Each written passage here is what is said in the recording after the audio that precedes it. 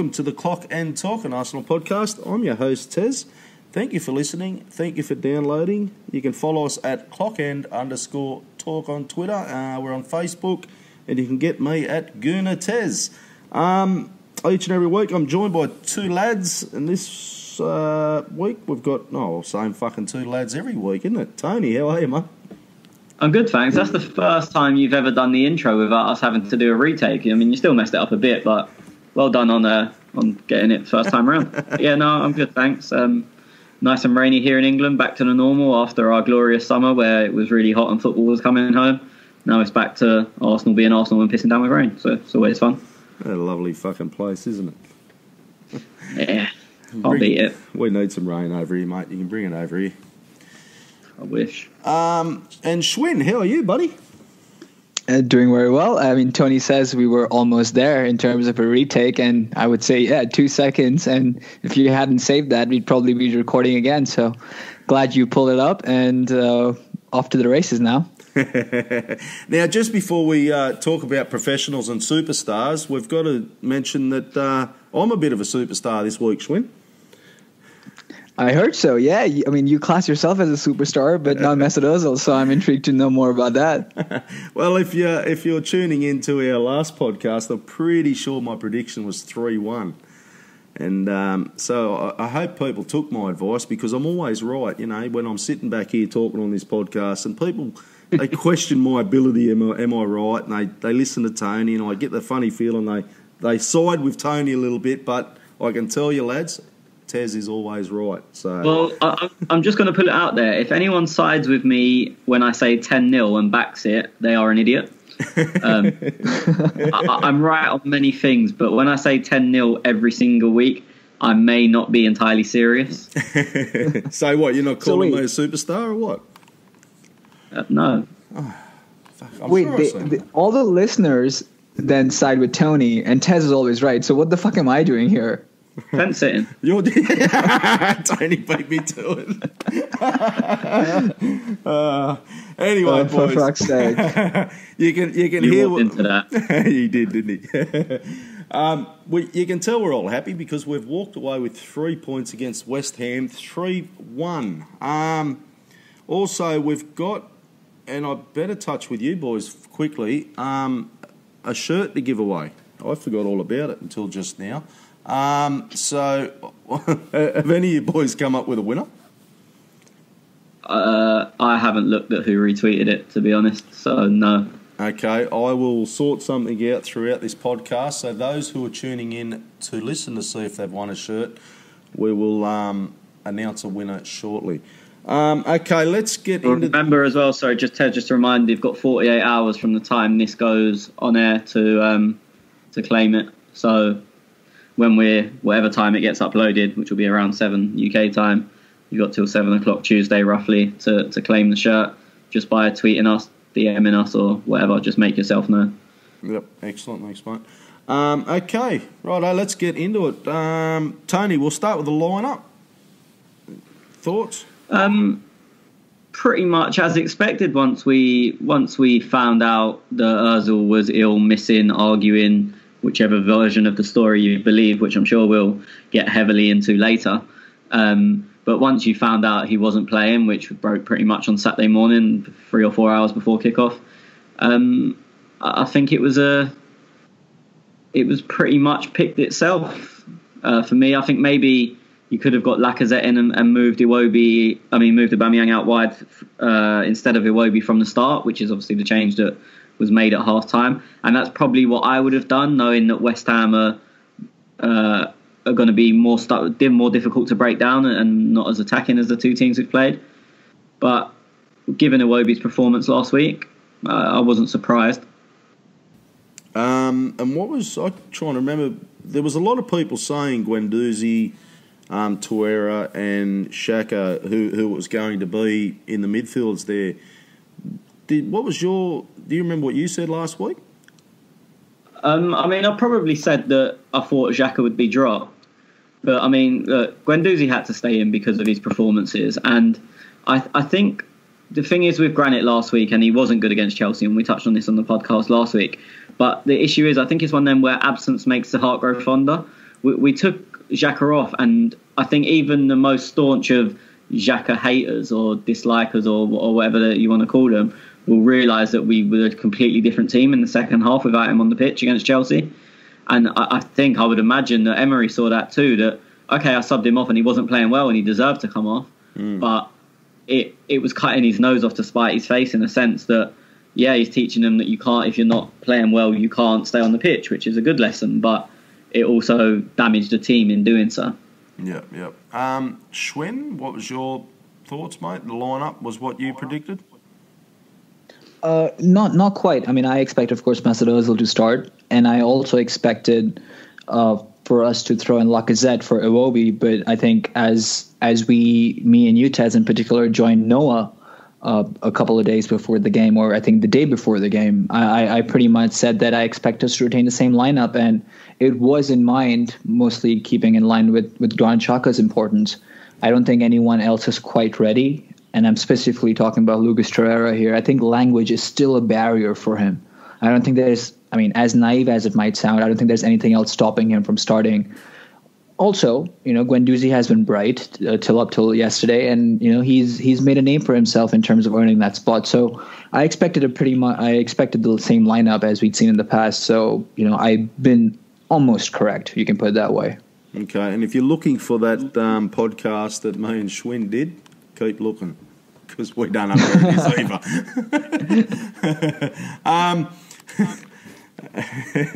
Okay, so I want to touch with you, Tony, on this first goal that West Ham got. Who was in the wrong on that one? Who was at fault? The system. And again, I'm going to say this. I feel like I'm saying this every week, that we sort of had it drummed into us that we're not allowed to criticise at the moment anything Emery does. But look, for me, this system's never going to work. The midfield was too empty, and you could blame all three of the midfielders if you want, but it's obviously a system that they're being told to play in. It was pretty much 2-on-2 centrally with Felipe Anderson and Arnautovic. And that's what's come from it. If you're going to be 2-on-2 against these players in the Premier League, every team has players that can hurt you. They might not be the best teams or the best players, but they can do a job. Like, for me, Arnautovic is a very good player, and he can hurt you, not just us, he can hurt any team at any given time. And Anderson, I'll be honest, I haven't seen huge amounts of him when he was in Italy, only highlights, but he impressed me yesterday. I thought he had a good game. So if you've got two players like that, look, that's 70 million worth of player there in them two players, so they're not going to be shit. Mm-hmm. And they did hurt us. I think Cech was a bit unlucky that it went through Socrates' legs, and Socrates was unlucky. I think it was just after that he made an excellent block in very similar fashion diving in and blocked it. And that time he dived in and it went through his legs. I don't think he can be blamed for it. But once it goes through a defender's legs like that, the keeper's got almost no chance. Mm. You talked about the system a little bit there, and I just want to touch quickly on that, because it seems as though our defenders are going to continue to move up to the halfway line, and that's the style Emery's looking at. Yeah, I struggle on why though. Yeah, so do I. Even if this is one of my arguments from yesterday, is Emery came in and said we're going to press, and everyone was excited for it, and to an extent we did press against City and Chelsea. Yesterday I was sitting there thinking, where is it? I can't really remember a heavy press at any time. And also the issue is, with a heavy press, especially in England, in Spain they'll try and play their way out of it. I'm not so sure about France, because let's be honest, I only really watch PSG and Monaco. But in Spain they'll try and play their way out of it, and you can nick the ball up quite high up. In England, teams will happily just smash the ball down the other end of the pitch. And then if you're defending on the halfway line, you're asking them to just smash the ball down the other end of the pitch. And then you're trying to rely on your defender's pace against someone like Arnautovic, who's going to be quicker than pretty much most centre-backs, or Mikel Antonio, who's definitely quicker than centre-backs. So it seems kind of counterproductive that we're going to high press and defend high. Yeah. Because, as I said, you're trying to make them kick the ball long, but in kicking the ball long, you're putting yourself under pressure.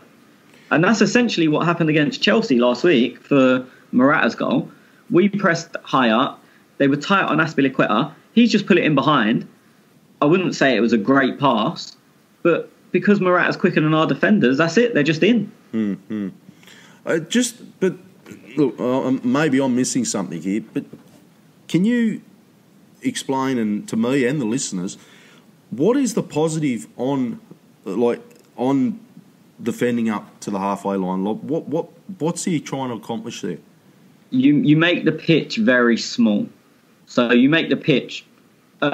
Let's say it's coming from a goal kick. The only player in their area is going to be their keeper. So their deepest player taking out their keeper is 18 yards out, and their furthest forward player, because of our high line, is 50 yards out. So you're now playing in a 32-yard pitch rather than a 100-yard pitch. Okay. So you're making the pitch very small, and the better footballers will always win in that situation because they can keep the ball in a small space, whereas the worst players probably can't. And that's probably what happens more in Spain, where the players are all quite technical and they all try and keep the ball, and you can nick it off them high. Whereas in England, no, he didn't play yesterday, and no disrespect to him, but the likes of Mark Noble isn't going to try and play a one-touch football around you. He's going to kick it long. And I don't want to say Emery's coming underprepared, but I think that's something he's going to have to learn, that teams in England will happily just kick it long and turn you around and say, okay, we might not keep the ball here, but now you're 90 yards away from goal. Try and score from there. So you think he'll have to change at some stage? Look, personally, I've said this since day one, so I'm not jumping on anything from yesterday. I don't think a high line works in England. Even if, and I've said this before, if you had Varane and whoever the second quickest centre-back is in the world as your centre-backs, I still don't think defending on the halfway line would work in England. I don't think it really works anywhere, to be honest, but especially in England. So for me, it has to change. If I'm proven wrong, I'm proven wrong. And if it's successful, that's what I want. I want it to be successful. I just can't see it being successful. I really can't. Okay. Schwinn, I'll come to you because there were some rumours about Özil during the week. There was a bit of a training biff up with Emery and whatnot, but then it came out after the team news that he was a little bit ill. Stomach bug. That seemed to be the case. I mean, from what I saw, it was a cold, something sort of a flu. I'm not sure if it was a stomach bug or not, but there was a report from ESPN Brazil that said and claimed that Mesut Özil had a row with Emery on Friday, and he was told that he will not be starting on game day, and because of that, he is missing. Look, sit here and refute something because obviously we don't know the truth, but from my biased, admittedly, and far away point of view, I don't think it's characteristic. I don't think Mesut Özil is the sort of player who would get into the manager's face and throw up a fuss. I think there's two other possibilities that seem a bit more probable to me. One is that he was actually ill, and the second is that it's a recurring back problem. In both scenarios, I think there's a bigger concern because if either he has a weak immune system or he has a bad back. In both scenarios, I think we have to be careful in how we deal with Mesut Özil because one way or the other, you might not agree with it, you might agree with it, but he is at the moment an integral part of the squad, and he will feature heavily whether you like it or not. Mm-hmm. So I do feel that there is something alarming about this if the claims of a row between the manager and him are indeed wrong. So I fear how we will deal with this because I don't think we will be able to operate on him if it's a bad back till the summer. We didn't this past summer because of the World Cup, and I don't think we'll be able to during the season. So I do fear how things will pan out. I think he'll continue to need breaks every now and then if it's his back. Even if it's his bad immune system, he might need a break every now and then as his as the conditions get worse and he falls sick. So having invested a lot of money in him on a weekly basis, I think it's alarming, not just from an Arsenal standpoint, but even if you like Mesut Özil from a personal standpoint, I think it's very alarming. It's but the media, it's perfect recipe for the media. He got subbed off last week against Chelsea, and everybody knew on his face, he wasn't a happy camper, but he got subbed off. And then he doesn't start this week. So it fits exactly what the media want to tell. I don't know, wouldn't know from a bar of soap if any truth in anything, but looking at, the things that have happened as of last week, being subbed off and then not starting this week. It seems like a very good recipe for the media. It does, and I've been just quickly. I've been repeating this on Twitter this past day because I've been tweeting Mesut Özil propaganda. But there's a very distinct difference between correlation and causation. So as you said, Tez, you can join the dots based on precedent, but we have to be sure whether that's just a correlation or whether that's causation. Yeah, exactly. Now, Schwinn, we go down. Obviously, as I was talking to Tony there with that first goal. What was your thoughts? Not bright. I was watching on the Premier League feed here in South Africa, and we had Don Hutchinson, who, for the record, is an absolute nonce. He might be spewing out some sort of rationale there, but you know what? When you're a commentator, you're not a pundit. And I know he features heavily on Premier League review and preview or whatnot, but when you're in the commentator's seat, you have to be as unbiased as possible, and it can be hard. We sit on this podcast trying to be as unbiased as possible, and it's not always the case. It wasn't the case 5 seconds ago when I was talking about Mesut Özil, but he said that we might have to go through some more bad moments before things get better, and he was proven correct. But I do feel that yesterday's performance was not as convincing as the scoreline suggests. I think the result was flattering. I think after the second goal, the second goal was very lucky, and I think we improved after that because the game opened up. But the first goal was very pedestrian, was very Arsenal of the past, and I am not necessarily impressed by how we played yesterday. I know we got the 3 points. Trust me, I'm thrilled. But if you look at the performance over the 90 minutes, I am not at all impressed. Yeah, okay. Tony, one thing that, look, Iwobi didn't have a bad game, but Lacazette, he came on and just seemed to, and we'll cover a couple here of substitutes. So Lacazette, he came on, Iwobi went off, Torreira came on, Guendouzi went off, and there was 46 minutes, 56 minutes, a couple of subs. You could notice a change in Arsenal. Yeah, it's a strange one because Aubameyang and Lacazette have almost complete opposite skill sets. Aubameyang doesn't want the ball to his feet. He doesn't want to be backing into a defender. He wants to be either running channels or running in behind. And that wasn't suited to yesterday's game. West Ham were defending quite deep, and he was getting long balls against Diop, who I wasn't overly aware of until yesterday. He must be the biggest man on earth. He is huge. And Aubameyang wasn't interested. And you bring Lacazette on, and someone who doesn't know anything about him would think, oh, how's that going to work? We've now got shorter, and Diop hasn't got any smaller. But Lacazette thrives off that. He loves backing into people and holding the ball up. As we've said many times, he loves touching the ball. So it gave us what the game needed. It needed someone to hold the ball up there rather than Aubameyang, who's not really interested in doing that. And it meant if Lacazette did hold the ball up or flick it on in behind, then Aubameyang was there to run onto it. That didn't end up happening, but you could see the plan was there. I did feel a bit sorry for Iwobi because I don't think he had a bad game, but the substitution was what the game called for, essentially. I don't look, for me, is a sub at half-time admittance that he got it wrong with the starting 11, or is he just reacting to how the game was? Either way, I think that the change was positive, and I like to see that he subbed a player that wasn't necessarily playing badly. It's very easy to sub with Granit Xhaka at half-time last week. He was poor. Yep. This week, Iwobi can feel hard done by, but it was what the game needed. And again, I'm never going to turn this into a Wenger v Emery debate because it is nonsense. But that is something that Wenger would never have done, because if someone was playing well under Wenger, they didn't come off. Mm-hmm. Now, you boys, look, and I'll get both of your opinions. I'm going to talk about Granit Xhaka a little bit here because, look, I do really like the bloke. I was taking the piss last week and jumping on the Guendouzi bandwagon and just taking a bit of a piss with everybody. But, look, Granit Xhaka, I am a fan of. Now, I felt we really seen Granit play better with Torreira, or more so than Guendouzi.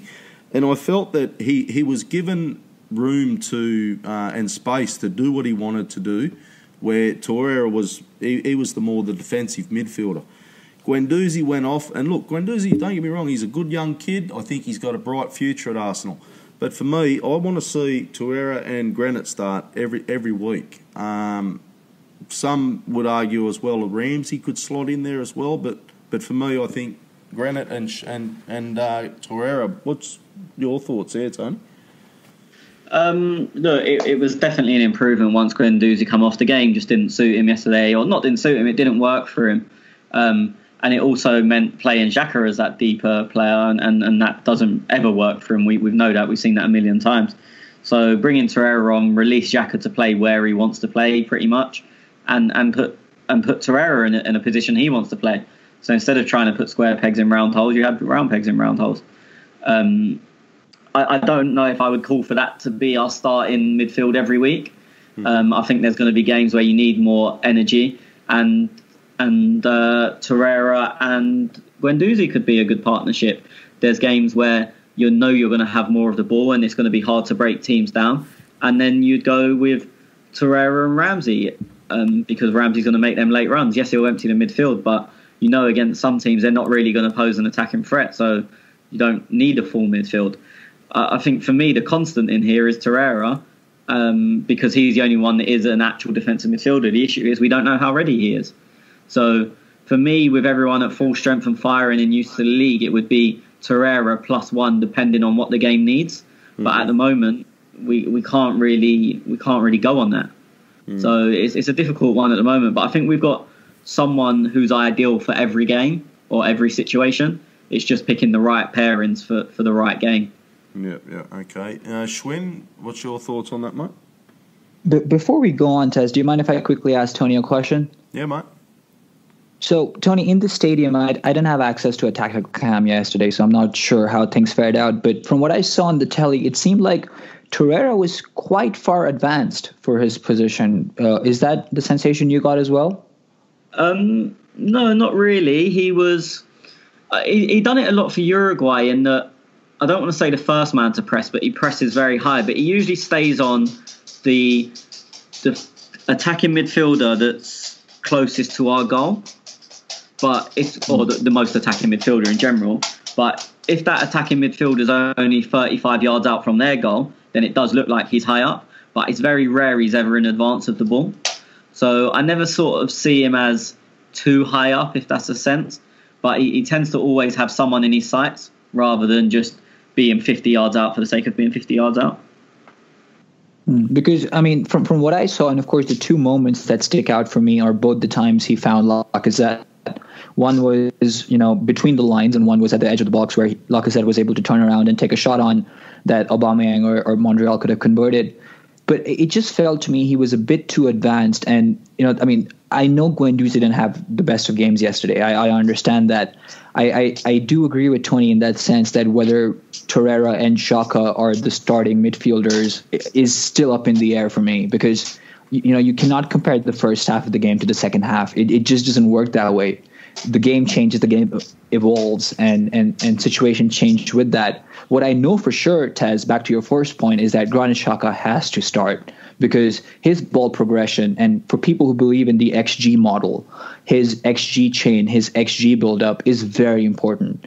Tony brought up a point last week that the way he plays the ball, and I was paying attention to that this weekend, is very, very good. He finds his players with a lot of promptness, something you cannot say of Hector Bellerin, for example, who again found himself on the ball quite a lot.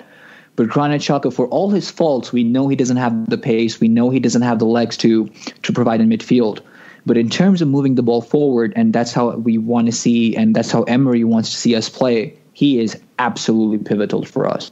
Oh, look, I agree. And look, there's a lot of people who I've seen a bit of hate on Granit, and I thought, really? I didn't think he had a bad game.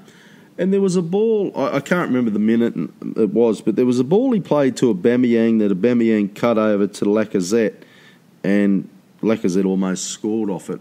And right there at that moment, that's what we were missing against Chelsea in that second half. For me, even a ball that he played, ball he played once Torreira came on, all the way across to Mkhitaryan, because Xhaka was on the left side. Yeah, that was just a beautiful find. Yeah. So I sit the side where Xhaka played that from. I think it was just after we'd gone 2-1 up, and I was literally directly behind him when he played that ball. it was ridiculous. Like, I know it's one of them that it's never going to get attention because it's not under pressure or whatnot, but he's played it sort of 50 yards across the pitch onto a postage stamp, essentially. But as I said, the key thing with Xhaka is he does it with pace. It's not, and I don't mean that as in he moves quickly, but he makes the ball very quickly. I think it's a hockey term, but a lot of footballers use the term he slaps the ball through, which means he gets it through quickly. And as I said, I think it comes from a slap shot in hockey, but I know absolutely nothing about hockey, so don't quote me on that.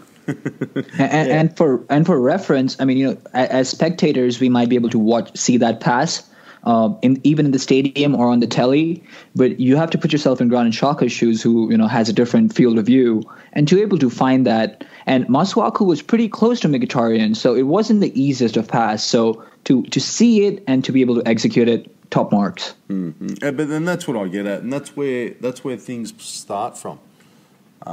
It starts through Granit with them passes. Hats off. Like, everyone, all your Granit haters, take your fucking rosy-coloured glasses off and have a good look, because the lad is a legend. All right. Okay. You boys want to add anything else on this game? Because I've just realised we've got about 33 questions to pump through, and I haven't even gone through them and had a look yet, so I'm not sure what it is. Quick thoughts, just in case there isn't a question on it. I thought when Danny Welbeck came on, Tony, thoughts on Danny Welbeck replacing Aubameyang? Yeah, I mean, Aubameyang didn't have his best game. I'm not worried about him. I've seen people worrying about him because he's not scored this season, and he obviously missed some chances against Chelsea, but he's getting in the positions, and as long as someone like him keeps getting in the positions, the goals will come. He was very unlucky with a left-footed shot that deflected wide for a corner. But yeah, look, Welb's done well. Welb's done what Welbs is going to do, to be honest. He's strong, he's physical, he's very quick. He's a pest. The only thing is you can't rely on him. I don't think anyone, when that ball fell to him 6 yards out when he scored, thought guaranteed goal, because it was Danny Welbeck. It should be a guaranteed goal from there. But because it's Danny Welbeck, you don't. And look, I'm a huge Welbeck fan. That doesn't mean I think he should start every week, but I think I realise what he gives us, and I think he gives us something that no one else does. I was glad to see him get time on the pitch. The game was calling out from him as well, because we weren't defending the best down the flanks, and he's going to run his nuts off. And he did nick the ball a couple of times in the middle. There was one time he was breaking and Jack brought him down to take the booking because he knew that we was breaking otherwise. And that's something I do want to talk about, actually, because I don't think we've got a question on it. Mm-hmm. Our game management, I've always moaned about. I think it's worse than it's ever been. You see them, every time anyone was breaking, take him down. If we need to take the booking, do it. You watch most teams. Man City are the absolute best at it. Fernandinho, if anyone's ever breaking, he fouls them. Company does it all the time. If you watch the Wolves game yesterday, there was a space in about 2 minutes that Wolves had a break. Company got booked for one, and Fernandinho done another one and should have got booked but didn't. We just let people run. Does my head in. And I thought Ramsey was poor in the first half, but I thought he had an excellent second half. But there was one bit, we was 2-1 up, and they broke. I think it was from our corner down the right, and Ramsey half tried to foul someone and didn't get him. And then they broke, and I think it was when Perez wasted that cross shot towards Yarmolenko at the back post. Oh, yeah. But I was going. If they'd have let me run on the pitch, I would have run on the pitch and punch Ramsey. I was going mental, because don't half try and foul someone. You're going to get booked regardless, so do it properly. Just the game management, and it's a horrible term in football because people use it as, you don't understand the game management. But you're 2-1 up, you're 70 yards from goal, but they've got a 3-on-2 break if this man gets past you. If you have to rugby tackle him. Just make sure that the man and the ball don't get past. One of them is okay, not both. And if you have to take a booking, do it. And we're just so bad at that, and we always have been. So it's not particularly a criticism of Emery, but these players have to learn. Mm-hmm. You got anything on that, Schwinn? Yeah, I mean, I'll just quickly add, I got involved in a thread earlier today on Twitter that was discussing this technical fouling or this rota fouling, and I completely agree with Tony. I've been watching this series on Amazon, All or Nothing, with Manchester City, and there's this one game in particular where I forget against who, but Mikel Arteta before the game is telling the City players, foul as soon as you lose the ball. I don't remember who it was. I'd love for one of our listeners to chime in with who it was, but because I watched it in a binge manner. But they are extremely good at it. And the argument I got involved in is whether it should be considered cheating or not, because they get away with it, as Tony pointed out. So my argument was that because they're deceiving the referees, and that's the logic that simulation is based on, they should be penalized when these technical fouls mount up, and it just doesn't seem to be the case. So I do agree, whether you want to call it game management, whether you want to call it taking one for the team, we just don't do it. Even when we're falling back in numbers, even if it's a 4-on-3 in our advantage, maybe a technical foul is not the best to do, to commit at that moment, but we just seem to lack a bit of steel, for lack of a better word. And, steel is a word that you sort of associate with passion, and we don't use a lot of that on this podcast. But every now and then it's more important to get the team into formation and in position than to leave bodies forward and then possibly concede a goal. And we just don't seem to get that. We had a purist in Arsene Wenger, and in that regard, we still seem to have a purist in Unai Emery. Is that City documentary any good? It is, yeah. Just because it's a very different perspective. I've seen a lot of sports documentaries in America. We've had this series with ESPN called 30 for 30, which offer a lot of insight into different personalities and teams. But I've never seen one for a football team, European football team, and it's propaganda at the end of the day. You see what they want you to watch. But it's very interesting. It provides you an insight with the atmosphere of a club and how a football club works. So it's worth a watch for sure. Yeah, no, I seen the shorts and I thought I might have to have a look at that. Okay, quickly, man of the match for you, Tony. I don't think anyone played well, and I think Nacho had the normal 7 or 8 out of 10. And for me, that was probably the best on the pitch. I don't think he played well, but no one did. Yep, Schwinn. Nacho, of course, got the goal and got us back into the game, but I thought Mkhitaryan was the best player on the pitch, relatively speaking, of course. Okay, I want to dive in a little bit more of your brain on that, on Mkhitaryan, because I had him pinned as probably one of my worst players on the pitch. Look, as I said, it was a relative answer. I don't think anyone had a good game, as I touched upon at the top of the podcast. But in the first half, particularly when we were struggling, I thought he was the only one who was capable of making things happen. Of course, a lot came down the right side between combinations of him and Hector Bellerin. But I thought he was the only one who was capable of creating something. As Tony pointed out, Ramsey had a good second half, but I thought that was a consequence of the second goal, and as the game opened up, I don't think Ramsey was particularly influential in the first half, and without Mkhitaryan, we would have really struggled, I felt. Okay. I'm going to go with, you went Monreal, you went Mkhitaryan. I'm going to go with Granit Xhaka.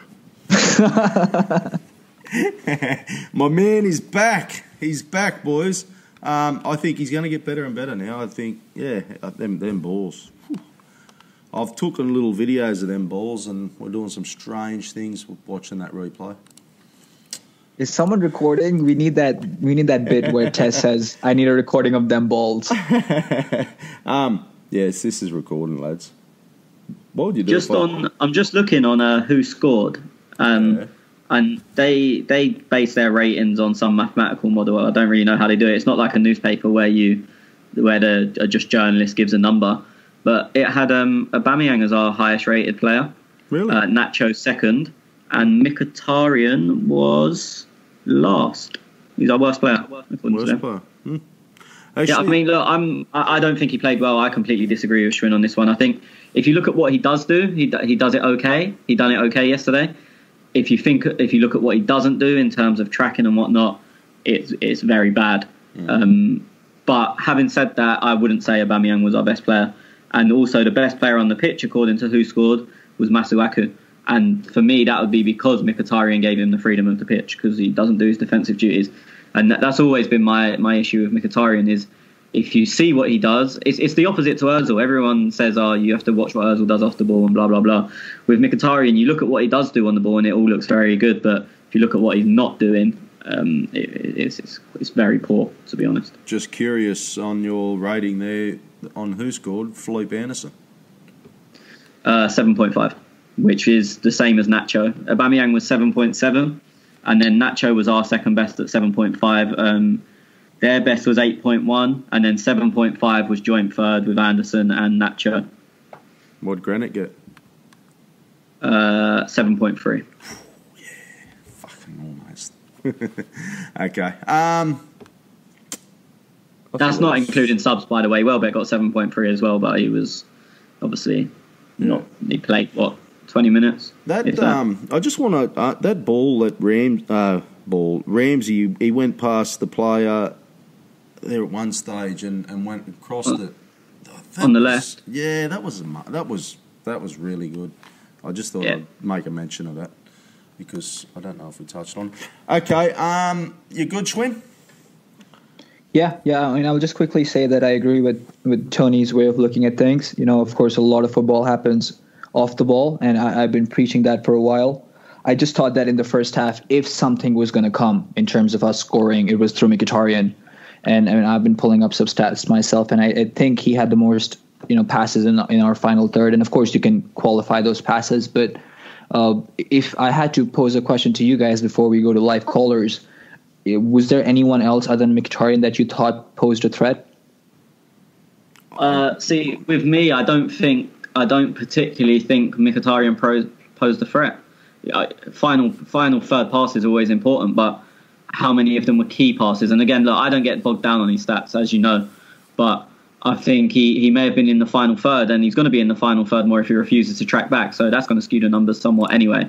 And then once you're there, how many of them passes were just in the final third, or how many of them were dangerous in the final third? I would guess not too many, apart from the one for the first goal, which was a very good ball. But as I said, if you're spending 40 to 45 minutes in that area, you'd expect at least one decent pass. I also think he should have scored. It was a good save by Fabianski, but I don't think he should have given Fabianski the chance to make that save. And as I said, if you look, you say he was most likely to create something or cause us to score in some way. We was most likely to score from that right side, but I also felt we was most likely to concede down the right side, and that has to be attributed to him. If we're talking key passes, I would think, and I've got a couple of stats up in front of me as well, but I don't know what you boys are looking at. But look, I'd probably say Ramsey. According to this, he's got two key passes, but I thought he had a few more than that.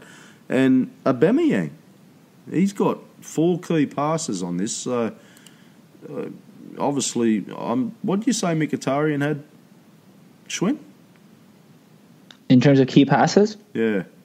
That's 4. 4, yeah. Okay. According to what I'm seeing. I think what this beautifully summarizes in a very unintentional way is how stats can be interpreted, right?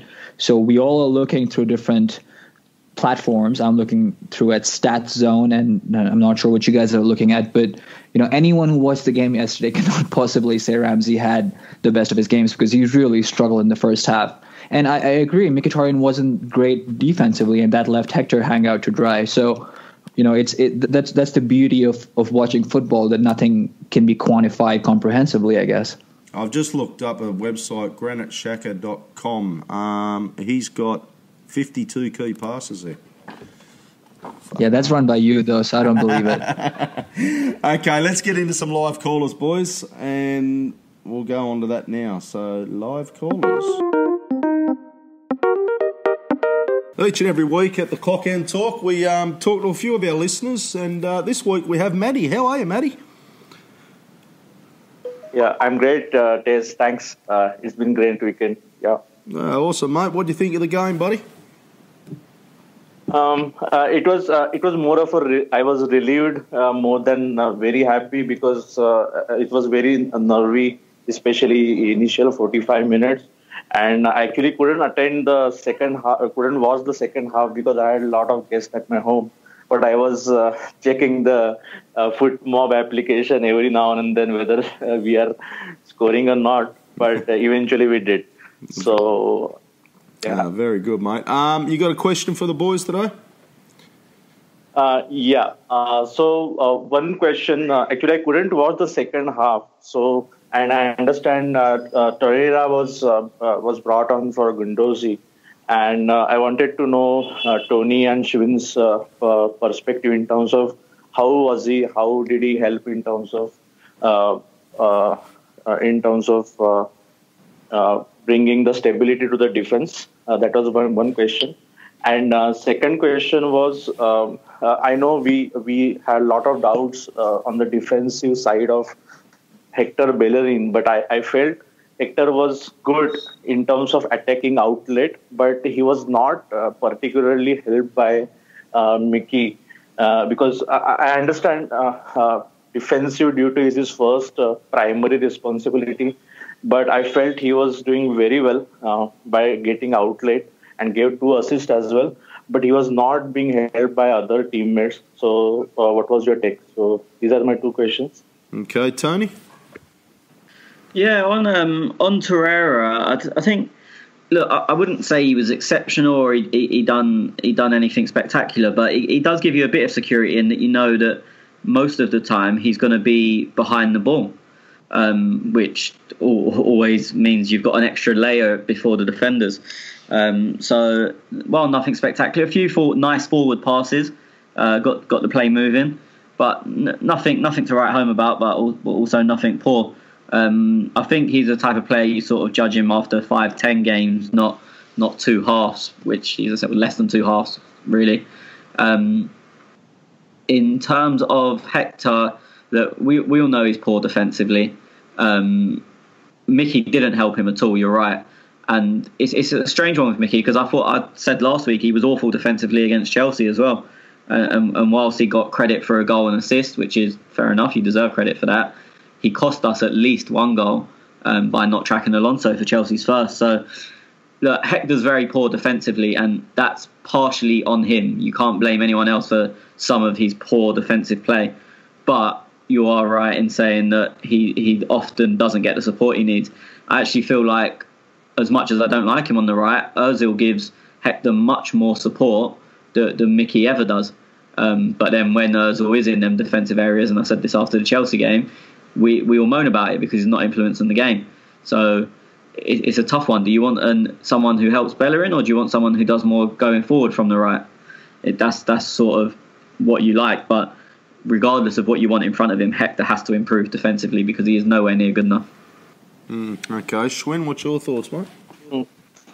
I'll gloss over the Guendouzi bit and the Torreira bit, because I think Torreira was able to not necessarily contribute a lot, but I thought Guendouzi was poor on the day. So, the couple of passes that Torreira made sort of stuck out. But I have my issues with Hector Bellerin, and of course he contributed, in terms of assists yesterday. But, those were assists that had him play in behind. I think it was on both occasions Mkhitaryan that played him in behind, and then he had some time to think about what ball he wanted to play into the box. But if you play the ball to him and he has a man in front of him, he really does nothing. I don't think there was even a single instance yesterday when he took a man on. And to add to that, I don't think he really moves the ball quick enough. So I actually thought Hector Bellerin had a pretty poor performance yesterday. And of course, the Arsenal Twitter handle yesterday was promoting Hector, that he won so many air duels and he won so many take-ons. But from what I remember, and of course this was on one viewing of the game, I thought he had a pretty poor game. So apart from the defensive issues, I think there's also a lot of offensive work that Hector Bellerin needs to work on. I understand that he might be holding himself back, but to move the ball the way we play from out back, I think he can do a better job. And that's not me being negative. I think that's just me being realistic in this regard, I feel.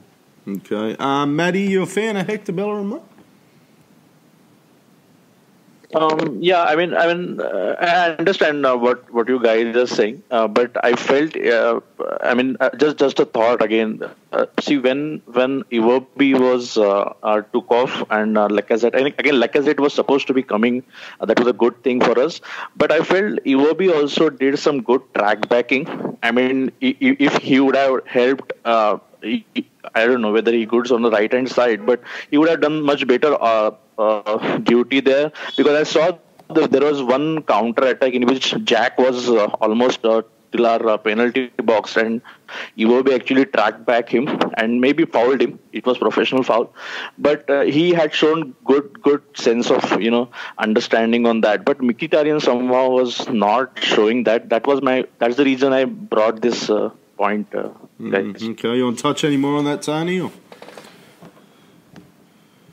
Again, I thought in a way Iwobi was unlucky to come off. I think it wasn't based on performance. I don't think he was anywhere near a poor performer or one of our worst performers in the first half, but it was an indication of wanting to change the system. And if you've got to bring Lacazette on, and Aubameyang's never going to go to the right because he can't play there, so he's got to go left, which means, unfortunately, for Iwobi, he was the one dragged off. For me, he was better than Mkhitaryan in the first half. But it's just unlucky. It's a bit unfortunate for him. I agree, tracking back, it was a great tackle on Jack. I don't think it was a foul, and it didn't get given as a foul. But I've not seen the TV angle, so maybe I'm wrong. But it definitely didn't get given as a foul.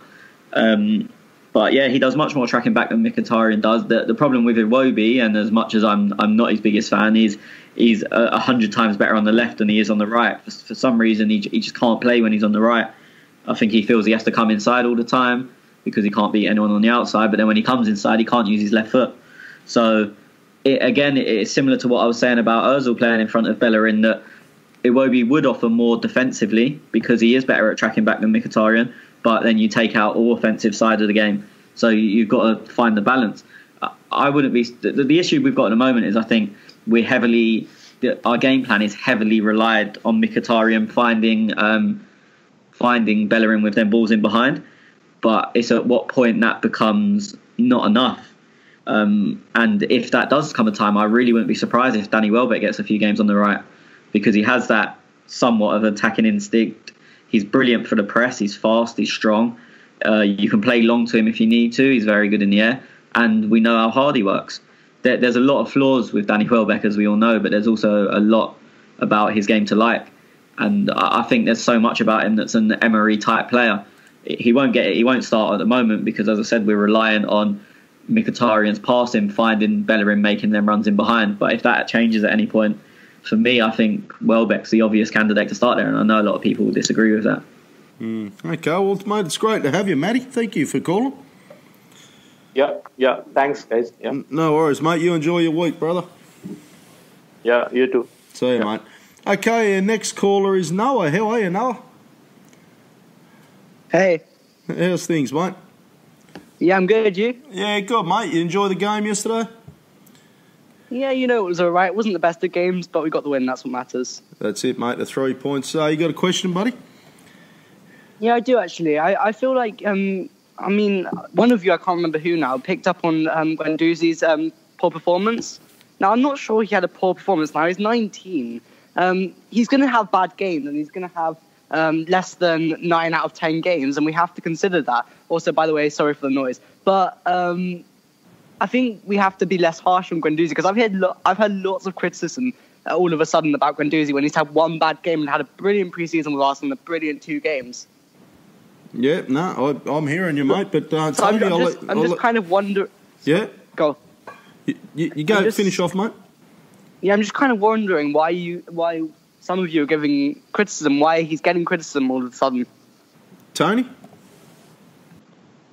I've said this on here 100 times. I'm bored of hearing he done well for his age. I just want people to do well. For me, age doesn't come into it. And I've not particularly criticised him. I've said he didn't have the best game, and he didn't. I'm not going to start lying because someone's of a certain age or a certain this or a certain that. Yeah. He didn't have the best game. Yeah, but he's young. Do you want me to lie and say he played really well because he's 19? Or do you want me to be honest and say, regardless of his age, he didn't play well? He's young and he's still learning. That's a problem. That's what we got to. So yeah, but what do you want me to do? Do you want me to lie and say he played really well because he's learning? No, and I'm not saying you're the only one that's. I'm not saying you're the only one that's criticising him. I'm more putting this out to the world. Why are people all of a sudden criticising him? I'm not asking you directly. I just want someone to give me a clear answer why he's getting this criticism all of a sudden. Because the answer is he didn't play well. So they're criticising him because he didn't play well. No one's saying he's an awful player. They're saying I've not seen that. You may have seen something different to me, but I've no one seen question his long-term ability. I've seen people say he didn't play well, and it's the truth. He didn't play well. And listen, it's not an attack on you. It's just I just want to get it clear. Yeah, I know, but that's what I'm saying. No one has said, he's never going to be able to play in the Premier League. He's not good enough. All they've said is he didn't play well, and it's the truth. And I think if people see that as an attack on him, they're looking at it all wrong. It is what it is. Enough. He didn't play well, and you've got to admit that. Look, we're all biased as Arsenal fans, but we've also got to be honest, because lying to ourselves isn't going to get us anywhere. If we tell ourselves we've got the best players all the time, then nothing's ever going to change. We're going to keep losing games or keep not playing well. Okay, but I'll tell you a backstory. When Guendouzi arrived, I was like, first of all, like anyone else, what the hell is this guy doing? And who the hell is this guy? I knew Sven had something up his sleeve, and I knew knew what he was talking about, but I didn't necessarily know the guy that well. And when I saw Guendouzi's name, I was like, what the hell has he just done? Bought a player from Lorient for like 7 mil. Like, what the hell has he just done? And since he came in, he's impressed me. But we all knew, even when we started seeing him in pre-season, he's not going to have brilliant games straight in every single game. Oh, look, he's been a lot better than anyone thought he would be. But that doesn't mean when he has a bad game, we're not allowed to say it, or we've got to lie to ourselves. And that's all that's happened. As I said, I've not seen a single person say he's never going to make it. All I've seen is he had a poor game yesterday and he deserves to get subbed off. All of which, in my opinion, and it seems the opinion of most, is true. Okay, let's talk positively about Iwobi now, because, I mean, you guys can determine if I want to talk about this or not, but, like, I think Iwobi doesn't get enough positivity given and positive comments given to him, because I feel like last season he was poor, don't get me wrong, and he had a couple of decent games, especially in that Tottenham-London derby at Wembley. He was poor, and after the game he went over to his family and said, call me in front of the Arsenal fans, which really kind of got Arsenal fans on their feet a bit and like didn't really like it. But I just kind of think that Iwobi's done decently against Chelsea and against West Ham. Now, it's not difficult to do well against West Ham, but I feel like he doesn't get enough positive comments given to him. Yeah, okay, Schwinn, let's get your take on it, mate. Let you have that one. Yeah, I mean, in terms of Iwobi, I think I've probably been a bigger fan of Iwobi than you two on the spot, and maybe in a way, in a very unreasonable way. You know, I think I've stuck with him despite some of his bad performances, and I'll be the first to admit that it's maybe because he's an Arsenal product and whatnot. Before the season started, I think all of us unanimously said that this could be a very good season for him because, as Tony pointed out against Chelsea, that some games are made for him. And, some playing styles are made for Iwobi when it comes to pressing people and when it comes to quickly making decisions. I just feel that he's he's one of those players that will be chosen based on the opponent. And although I agree he had a very good game yesterday, I don't think he was as effective. If you involve someone like a Mesut Özil, in terms of his availability yesterday, I don't think Iwobi makes the lineup. And I understand that to an extent because when he has time to think, I don't think he excels. He's quicker and better when he has to make decisions in a very prompt manner. So would you say I agree. I wouldn't say that at all. I think he, as you pointed out, Noah, he was very quick to track back in that one instance against Jack. I also agree with Tony that it wasn't a foul. And you could see that by Jack's reaction because he was telling his fellow teammates like Snodgrass and Arnautovic that why aren't you letting me know that there's a man behind me? So I wouldn't call him lazy at all. I just think that when he has the ball, he is a bit too slow with his decision making. And more often than not, because of that, he delays the pass and ends up playing the safe pass, or someone might call that as an Arsenal pass. So that's my complaint with him, that he's maybe shot for confidence and a bit indecisive in key moments. But I wouldn't call him lazy. Okay. What's your thoughts on Iwobi, Noel? I feel like he's a decent player on his day. I feel like, as I said, he doesn't get enough positive comments given and enough compliments given. Look, no. Let me throw you a question here. Look, with every selection that a manager makes, there's an opportunity cost that you associated with it, right? Now, I agree that we need to include younger players, and you need to have a balance between in terms of the age squad. But that doesn't mean that you overlook certain mistakes, whether it's one mistake or 10 mistakes during the extent of a game. So my question to you would be, do you think Guendouzi had a good game yesterday? No. And that's exactly what we're talking about here. Whether it's us, and of course I can't speak about anyone else tweeting from their own personal handles, But on this podcast and between the three of us, I can assure you no one really went out there and said that Guendouzi is not good enough for the Arsenal. What we meant to say was that in yesterday's context, there were certain things that we needed from our central midfield that Guendouzi was unable to offer. And there's a reason that Emery pulled him out. And there's a reason that once Torreira came on, our team improved. And that's all we're saying here. We're not advocating for him to be benched. We're not advocating for him to be put in the reserves. I just think that every now and then it helps to step back and just see when players can contribute. And I don't think yesterday was one of those cases. Yeah, and I'm going to keep saying this, and I'm not going to keep the point out for much longer, but this is what I truly believe. The guy is going to have bad games, and we have to consider that. That's literally all I'm going to say on that.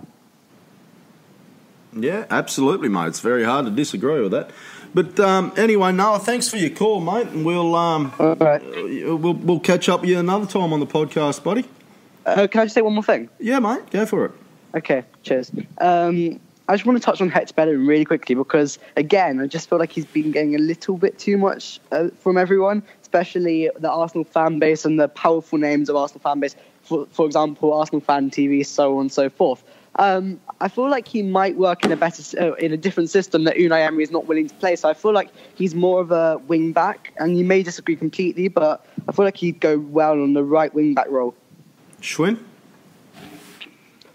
I don't necessarily disagree with that, but we can talk about hypotheticals how much ever we want. I think if there's one certainty we can draw from the preseason and from the 3 games we've seen is that Emery prefers that 4-2-3-1, 4-3-3 system depending on the personnel he has. And based on that, I think there's enough criticism to be drawn of Hector. We've touched upon this in the first half of the show, which you'll of course listen to when the full show is out. But I've also seen arguments for him to be deployed on the right wing. And what people don't understand is that it's very different to play football with your back towards goal as opposed to not. And yes, he might have a bit more freedom on the wing back, but I don't think that's a possibility at the moment. There's been no indication apart from 20 minutes in preseason that Emery's going to play 3 defenders at the back. And at least at the time Koscielny is back. Maybe he opts for that depending on injuries and what squad he's got available. But at the moment, next weekend against Cardiff, you bet your ass we're going to play 4 defenders. And based on that, some of the criticism is valid because he is good going forward. But in his defensive capabilities, he's pretty shot. And even going forward, as I spoke with Maddie about this, I think he's very, very passive in taking players on. Can you remember one instance yesterday when he took a player on? I think the only time he was effective was when Mkhitaryan or someone else played him behind and he was able to pick a ball out. Yeah, but this is the thing because, Bellerin, the problem he's got is the fact that, these comments are ridiculous, but people are saying since he's turned vegan, he's got slower, first of all, which is a ridiculous comment, unless it's scientifically proven. I don't really believe that 1 second. No, with all due respect, right?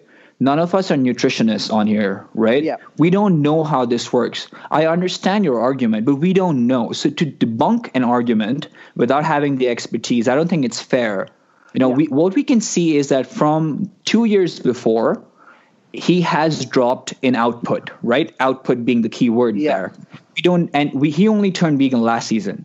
So we don't know what the correlation versus the causation is here. What we can see as fans is that his output has dropped in terms of his performance, maybe not in terms of his numbers. So I don't want to get wrapped up in what is going wrong. All I want to discuss is why and how things are going wrong. And clearly there are things going wrong. That being okay, so is that your question though? Is that your question? Why things are going wrong for Hector Bellerin? No, I think we all know he's shot for confidence and he's just not taking enough players on in certain cases. So what happens we next can't get him?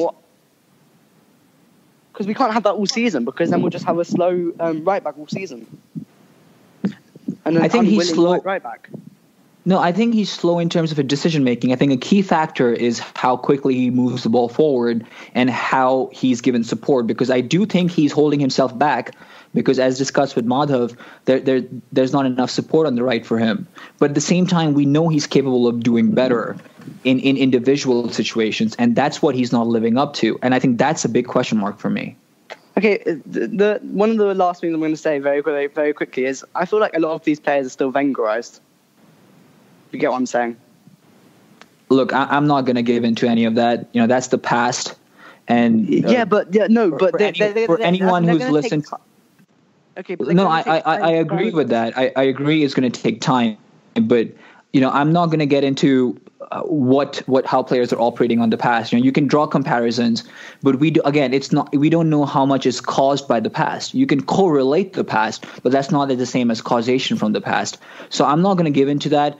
I mean, I can't debunk that possibly, but I don't think that's a valid argument because Emery's had a decent amount of time. Oh, look, it could be very possible, but you've got Bellerin, but then you've got Guendouzi, who yes, you give a bit of a rap about. You've got Mkhitaryan, Socrates, and who else? We've got Aubameyang.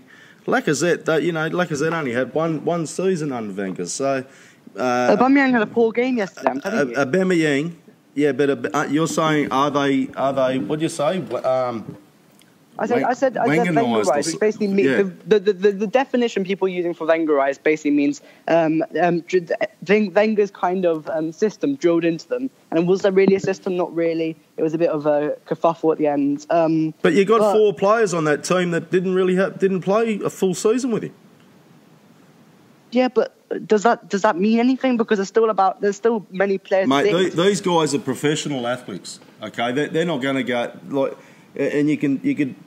I see where your point's coming from, but you know, obviously with Bellerin, Iwobi being a younger kid, Granit Xhaka, Ramsey, I could see an argument for, but they're professionals, mate. That they adapt to different managers' styles, and you only got to look at what happened last week with Özil. He come off. You don't play under. Emery says you don't play under what I want you to play. I'll sub you off. There was an interview running around with who was that on Sky Sports? Was it Gary Neville? Who was basically saying he hooked him. You know, like if you're not going to play my style of football, mate, I'm hooking you. So these players will soon work it out. Okay, final question: do you think Mesut Özil should be sold in January? Absolutely no way. Absolutely no way. What about you two? Tony, Schwinn, quickly. Well, if Tez says no and he's the most against Mesut Özil out of all of us, I don't mean against, you know what I mean, Tez, but there, it pretty much answers for me and Schwinn as well. Okay. Yeah. Anyway, mate, we've got to wrap this up, brother, because we've got a heap of questions to pump through on Twitter. So thanks for joining us, Noah, and we'll catch up with you again, mate. See you soon. Bye. Good on you, buddy. See you, mate. Now, we mentioned at the top of the show that we're going to give away a jersey or a shirt, Arsenal shirt, thanking, who is it? At Urban Arsenal, I think it is. Yeah. At Arsenal Urban. At Arsenal Urban, sorry. I didn't have that in front of me. So, we're going to give it away, Schwinn. You got a winner? We do, yeah. So I'm just cycling through the 87 retweets we had. And what I've done is thrown all their handles into a randomizer so that it's done fairly. And I am going to hit the randomizer now, and we are counting down. So Ryan Lewis, Johnny G86, Ben Murray, Simon Wooton, and as the randomizer slows down, we have a winner, Hakon Larsson. Hakon Larsson, Hakon, so you got 48 hours, Hakon, to send us a DM, mate, and we'll arrange the shirt with you, buddy. For you, Tony, just turn our DMs off, mate. Nah, you've won the shirt, Hakon, so get in touch with us, mate, 48 hours from the time this podcast goes out. Otherwise, we will choose another winner. Okay, let's get into some questions on Twitter, boys. So Brad's question, Tony, is Özil's style of play started to be outdated? Does he need to be more than just assists? Modern players need to be excellent, more than one thing. For example, strikers press more and keepers have to be good with their feet. It's a fair question. It's one of the fairer criticisms I've seen of Özil, to be honest. But, I mean, I think his stats are the headline thing his assists are the headline thing that we think about him. But he does offer more. He keeps our play ticking most of the time. As I said, I got some stick from you before for saying he's our conductor, and I still think that. I'll be honest, we were sitting in the ground at half-time yesterday, all the people I sit around and all the people I talk to, and we were saying that you can question Özil's effort as much as you want. If there's someone at half-time yesterday that didn't want him on the pitch over who was out there, for me, that's an agenda, because we was piss poor. And I would prefer an Özil with his however much effort if you think he's not trying, whatever, I would prefer that Özil than anything that we saw in the first half yesterday. We just didn't look sharp. We couldn't pass the ball to each other. So, yeah, for me, I like the question. Does he need more? Yes, he probably needs to press a bit better, but remember he played for a Mourinho Madrid team that did press quite high up. I know Mourinho is quite a defensive manager, but when he had that Real Madrid team, they pressed quite high, and he loved Özil. He did take Özil off after 70 minutes every week because maybe his fitness wasn't up to it, but he did get Özil pressing, so it's not impossible. And I'll go back to what I said earlier. Did we really press yesterday? I can't think of any instances where I was like, we really got in their faces there. It's obviously a circumstance of West Ham not playing out from the back. So because they made themselves anti-press by kicking the ball long and they went long to Antonio every time that Fabianski had the ball. So you can't press that.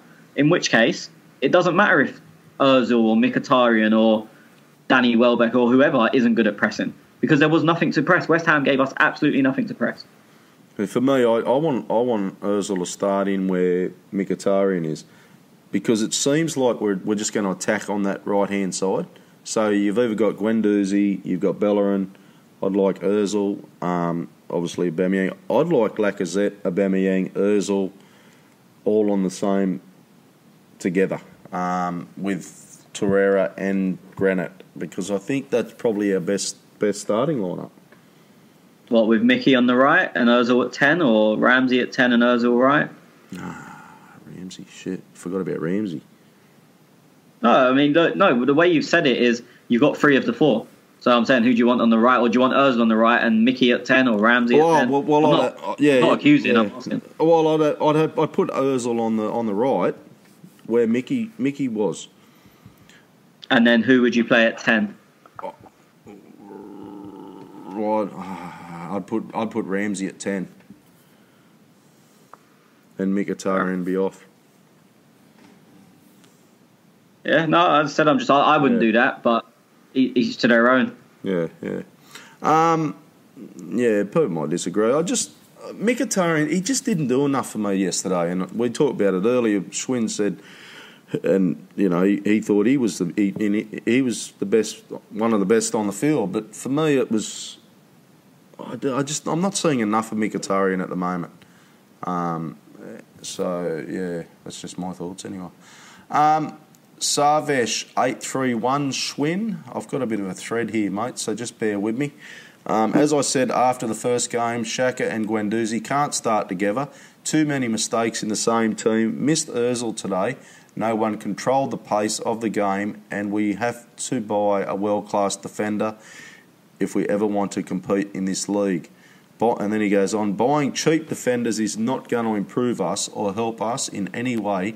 Liverpool bought Matip and struggled, and in the end they bought Van Dijk to stabilise their defence. We need the same mould as a defender. What do you guys think?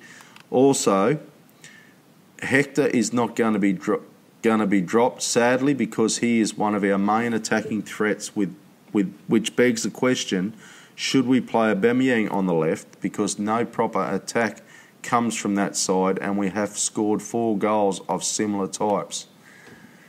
Okay, get into that one, Sean. Yeah, that's quite a lot there. I mean, I'll start by tackling the second part of his statement, which is to do with Van Dijk. Look, I don't think our defensive issues are to be blamed on the defense. I think something that came up during the week was when Aubameyang put up sprint speeds on his Instagram, and I think he was having some banter there with Guendouzi for not quite making the mark. I think our defensive issues stem from midfield, and maybe even from a bit higher. We lack the pace in midfield to come back from a press. We're not the greatest at pressing. We all know that's going to take time. But in the meantime, once the press gets surpassed, we need our midfielders to drop in numbers. Now, for all the praise that's been put on Granit Xhaka today, he doesn't have that. And that's nothing against him. It's just a fact. Yesterday, even Guendouzi wasn't quite up to the mark when it came to recovering from his, from bombing forward. And of course, Tony touched on when Aaron Ramsey was struggling to catch up with Felipe Anderson at the very end when Lucas Perez flashed the ball across the box. I feel if you look at a team like Liverpool, they still continue to play with players like Wijnaldum, Milner, and Keita, who are not necessarily big brutes of center midfielders, but more so on the ball, technical, quick box-to-box midfielders. And, coming back to Brad's question, the number 10 role and the midfield in general is evolving with time. And I do think that even if you look across Manchester at City, the midfield is changing very dramatically, and that in turn helps the defense. So I don't think the solution is to just go out there and buy a defender that's going to cost you 50, 60, 70 million, even if that's Rafa Varane, who arguably is one of the best center backs in terms of potential. You have to set up the system that helps the defense. And when you're playing a high line like that, you have to make sure that the defenders are assisted by midfielders and dropping in numbers. As for Hector Bellerin, I think we've touched upon him quite a bit in our first part of the show, and then with live callers, of course. So maybe we can gloss over that. Do you guys think that's fair? I just want to touch on. He said he makes too many mistakes. Missed Özil today. No one controlled the pace of the game, and we have to buy a world-class defender if we ever want to compete in this league. I mean, Guendouzi wasn't bright, very, very bright yesterday. I think this was one of the games that was very different than the first two games. The pressure was not quite as intense as it was against City and Chelsea. And for me, I think he tried a bit too hard. I think he was a bit too all over the place and vacated positions. I know you guys don't necessarily agree with that, but I thought he left his post quite a lot, and that left us strapped for choices in attack. As for Mesut Özil, look, we missed him yesterday, especially till the time we scored that second goal, but we recovered, and that's what I want to see. As big as a fan as I am of Mesut Özil, there will be days that he will be missing, whether it's through injury, through illness, whether it's a beef with the manager, that he might be missing, right? We cannot deny that. So I want us to be able to perform without him, because Arsenal is bigger than Mesut Özil. So we did miss him, but you know what? We got away with the 3 points. Wasn't very convincing, but we still did. So that's a plus in our column, surely. Yeah, absolutely. Just a reminder, everybody, and I said at the start, 3-1. I predicted that. Just quickly, though, on that, world-class defender. Tony, name me a world-class defender you'd like to see at Arsenal. Everyone's definition of world-class is subjective. My definition of world-class, as Schwinn often tells me, is very harsh. But my definition of a world-class player isn't available in pretty much any position. Schwinn thinks that's elite, not world-class. So I'll go on Schwinn's definition to answer the question. Probably Koulibaly is what people have in mind. But for me, as I said earlier, if you defended in the Premier League with Varane and Koulibaly at centre-back on the halfway line, you're always going to struggle.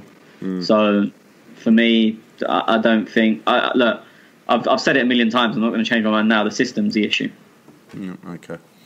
Okay, another one for you from Cosman Buta. Until we buy, hopefully in the winter, a winger, don't you feel like Aubameyang and Welbeck is a must on the left wing? All our goals come from the right side.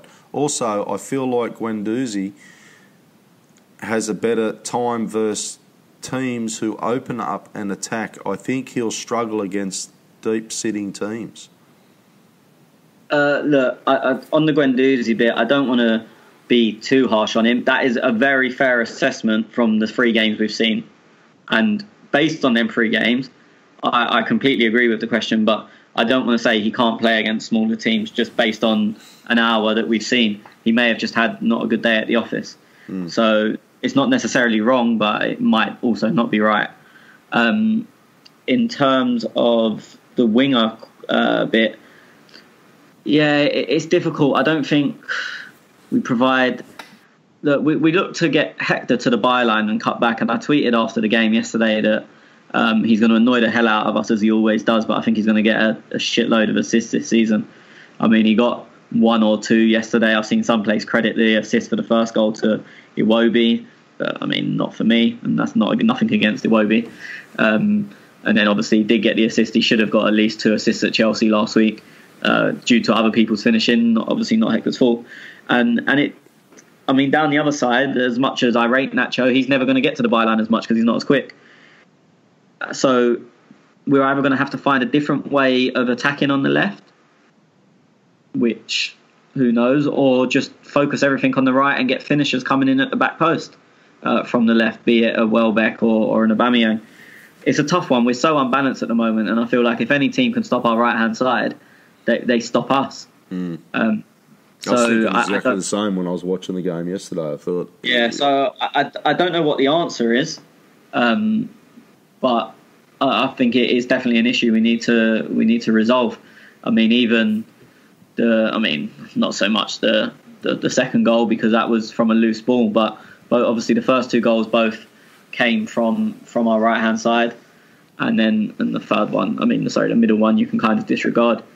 And I can't really remember, barring that Ramsey run that you mentioned earlier, I can't remember anything coming from the left. I may be mistaken, but from the top of my head, I can't remember any even chances coming from the left, barring that one from when Ramsey went down there. But even that ball we spoke about from Granit, like it started to build down the left, and then he crossed it over to Mkhitaryan.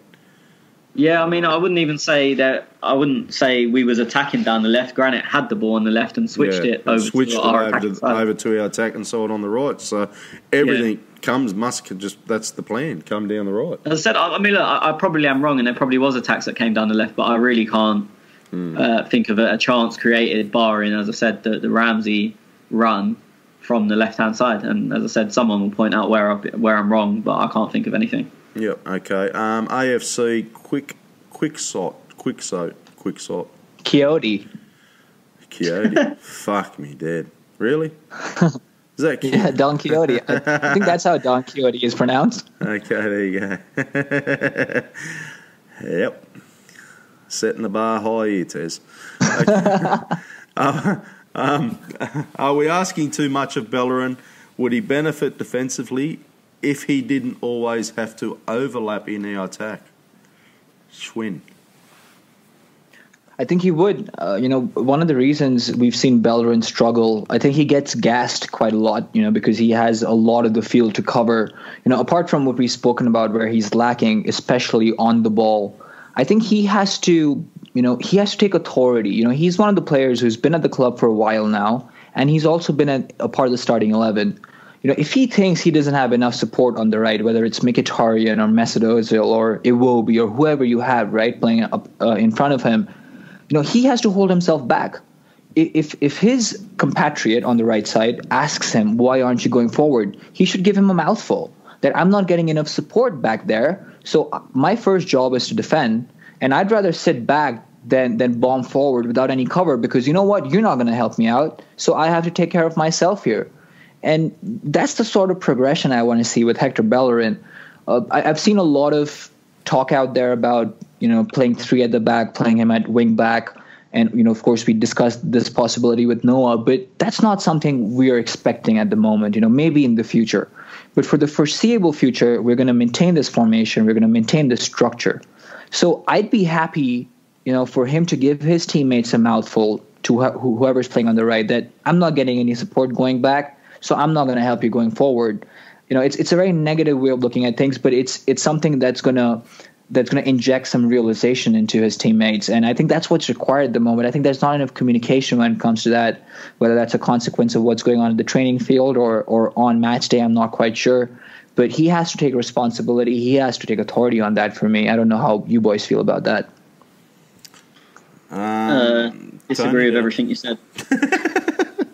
No, in a sense, in that I would like to see a more vocal Hector, but it's obviously team orders. So He can't say, I'm going to sit back because no cunt's protecting me, when the manager's telling him, look, basically the only way we're going to score is by you overlapping. So he can't. I know what you like. I mean, I know you don't mean it exactly, but like you use the phrase, he needs to look after himself. But I don't want anyone in my team that's look after himself over the team. I've said it many times before. I would rather whoever my favourite player be at the time have a 0 out of 10 and Arsenal win than them be a 10 and do everything right and Arsenal lose or drop points. So in that regard, I disagree with what you said. People often talk about Bellerin, and the overlap and playing the right wing back and things like that and shining down the right-hand side. But when you've got Mkhitaryan in front of you and you've got Socrates, Mustafi next to Bellerin, do you worry about the counter? Yeah, look, I mean, as an Arsenal fan, we're always worried about a counter. And this is, look, I'll blame Hector for a hell of a lot of things. But this one is clearly team orders. So, yes, he leaves them exposed and they're not quick enough. But he is clearly, it's not his decision to go bombing. Well, it is his decision, but that's something we work on. And we base our game around that. We've all just spoke about how we attack down the right. And in reality, Mkhitaryan tucks in and Hector goes down the outside. So, as I said, as much as I like to blame Hector for stuff, I don't put anything on him on bombing on. Saying that, just before the third goal yesterday, I was going mad because, again, it goes back to the game management I was talking about earlier. We're 2-1 up in stoppage time. We was not really under pressure, but there was always that risk. They'd had a couple of chances, and Hector's our furthest man forward. And thankfully, a goal came from it, and well done, Hector, good ball. But for me, at that time, in the 92nd minute, I want 5 men behind the ball, not 2. And again, not Hector's fault because it's not what the team are ordered to do. But our game management is horrible. Okay, Tony, at real_Moyen. The squad that ended today's game, Welbeck out, Aubameyang in, can very well team up better and secure wins for us. Well, that was the team before Welbeck came on, wasn't it? Yeah. Look, probably... Welbeck's getting a good rap today. That's good. No, he means Welbeck out. He wants Welbeck our out. Oh, sorry, Aubameyang. Yeah, so he's saying our strongest 11, in his opinion, is what finished the game, but with Welbeck not playing on the left and Aubameyang playing on the left. And there'd be a fair case to argue for that. For me, I'd have Özil at 10. And that would probably mean dropping Ramsey. But as I said, it all depends on the opponent. If we're playing, say, a Huddersfield at home, who traditionally don't even try and attack away from home against the so-called bigger sides, then you don't need a Torreira and a Xhaka, and you play one of them two with Ramsey. If you need loads of energy, then you probably drop Xhaka and put Guendouzi in from what we've seen so far. So I don't think there's a perfect team for all situations, and I think we're going to have to manage our team based on who we're playing. So you just to quickly touch on what I was saying earlier, and you just now, you dropped Ramsey, Özil at 10, so obviously Mkhitaryan to go on the right for you. Yeah, just because I think, and I was going to say this at the time, but you moved on. I think that Ramsey-Mkhitaryan relationship in attacking sense obviously works. And if everyone's so worried about the right-hand side, and we've got Özil at 10, they, as you said, they might try and block out our right side because that's all of our threat gone. And that gives Özil more time and space. And as much as anyone likes or dislikes him, we all know with time and space he can be or is our biggest threat. So I would keep him away from there because we know that's an area we're strong in attacking wise. And then hopefully that would create another attacking avenue. When if teams block off our right, they commit an extra man onto the right to block that off. That means there's one less person with their attention on Özil. Okay. I was just thinking, with Aubameyang on the left, Özil on the right, and Ramsey playing the 10, it gives you the 3 options, left, centre and right. I think Ramsey's horrible at 10 though. Yeah. I'm a big Ramsey fan, and anyone that listens to this podcast down the year and a bit we've been doing it will know that. But I think he's horrible at 10. Okay. Okay, Schwinn Gator says, what is really the problem with our defence? I think they get exposed because we push everything up and no midfield coverage. Am I wrong? I don't think our players are that awful. I mean, we sort of touched touched upon this in terms of who can improve us defensively. I will say though, I mean, I've seen a lot of praise for Socrates ever since the game ended yesterday, and I agree he had a decent second half, but I feel all the threat that came in the first half was sort of accentuated by him to an extent. The first Marko Arnautovic shot that hit the side netting from the outside, of course, was because he moved forward and our offside line was hence broken because he committed a number forward. Even a clearance, I think there was a cross that came in and Socrates just sort of waved a leg at it, and Marko Arnautovic didn't expect the ball to land on his head. So I didn't really think he had a very comfortable half, the first one I mean, but I think he did well in the second one. So just quickly, if you guys want to touch upon what you guys made of Socrates yesterday. I didn't think he was that good, but you go, Tony. Look, I think he's one of them body on the line defenders, and he makes eye-catching blocks.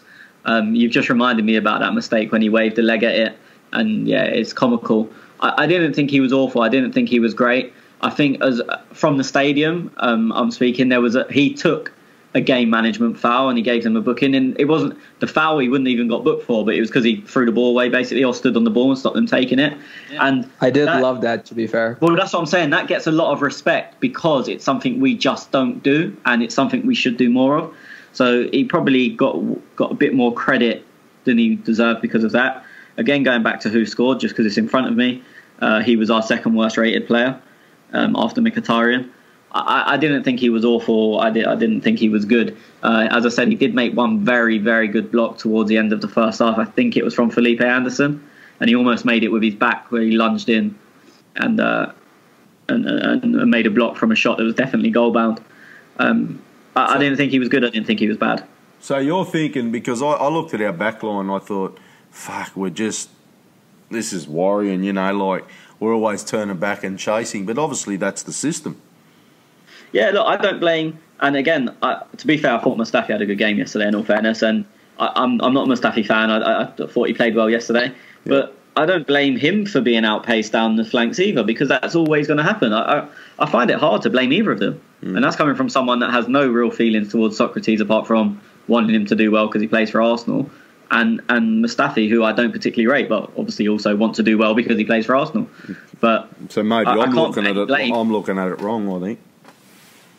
I can't put any blame on them, as I said, and it's not coming from a biased viewpoint in any way. Yeah. As I said, like, you look at, say, Morata's goal last week against us, they're being told to defend on the halfway line. So if Morata outruns them, that's a fact. Morata is faster than them. You can't blame them for that. I couldn't blame them for the goal yesterday. They were left 2-on-2. Defence should never be left 2-on-2. Yeah. So, yeah. Yeah, no, fair enough. Yeah, fair cool. No, you've just opened my eyes a little bit because I was looking at it thinking, fucking hell, lads, come on. But now, just talking to you boys here now, I'm thinking, well, I shouldn't be really blaming them, and nobody really should, because they are being asked to defend on that halfway line, and yeah, then I don't know how that thing of Aubameyang leaked out. They look pretty fast on that sheet, but. Where was Musty on that? Actually, I've seen it, but I didn't look properly. I think he was up in the top 3 or 4. I think. Socrates was third. Yeah, which true, me. But yeah, anyway, so you can't really blame him, I suppose, defending that high up. Okay, Ireland, Aboy Guna. What if we played Lichtsteiner at right back and played Bellerin as right wing? Tony? I'll let Schwinn take this because I know he's very passionate on it, and I'll probably pretty much agree with him. Go Schwinn. Nah, I can't go over this again. I mean, I've talked about Hector Bellerin too much on today's show. Go for it, Tony. I'll do it. I don't mind. For me, it should never happen. I agree, making late runs is very different to making a run. It's the reason I don't like Ramsey at 10s, because they expect him to be there and he's easily marked. When he makes late runs, no one expects him to be there. If Hector was our right winger, then he wouldn't be making them overlapping runs, because he's not overlapping. He's just there.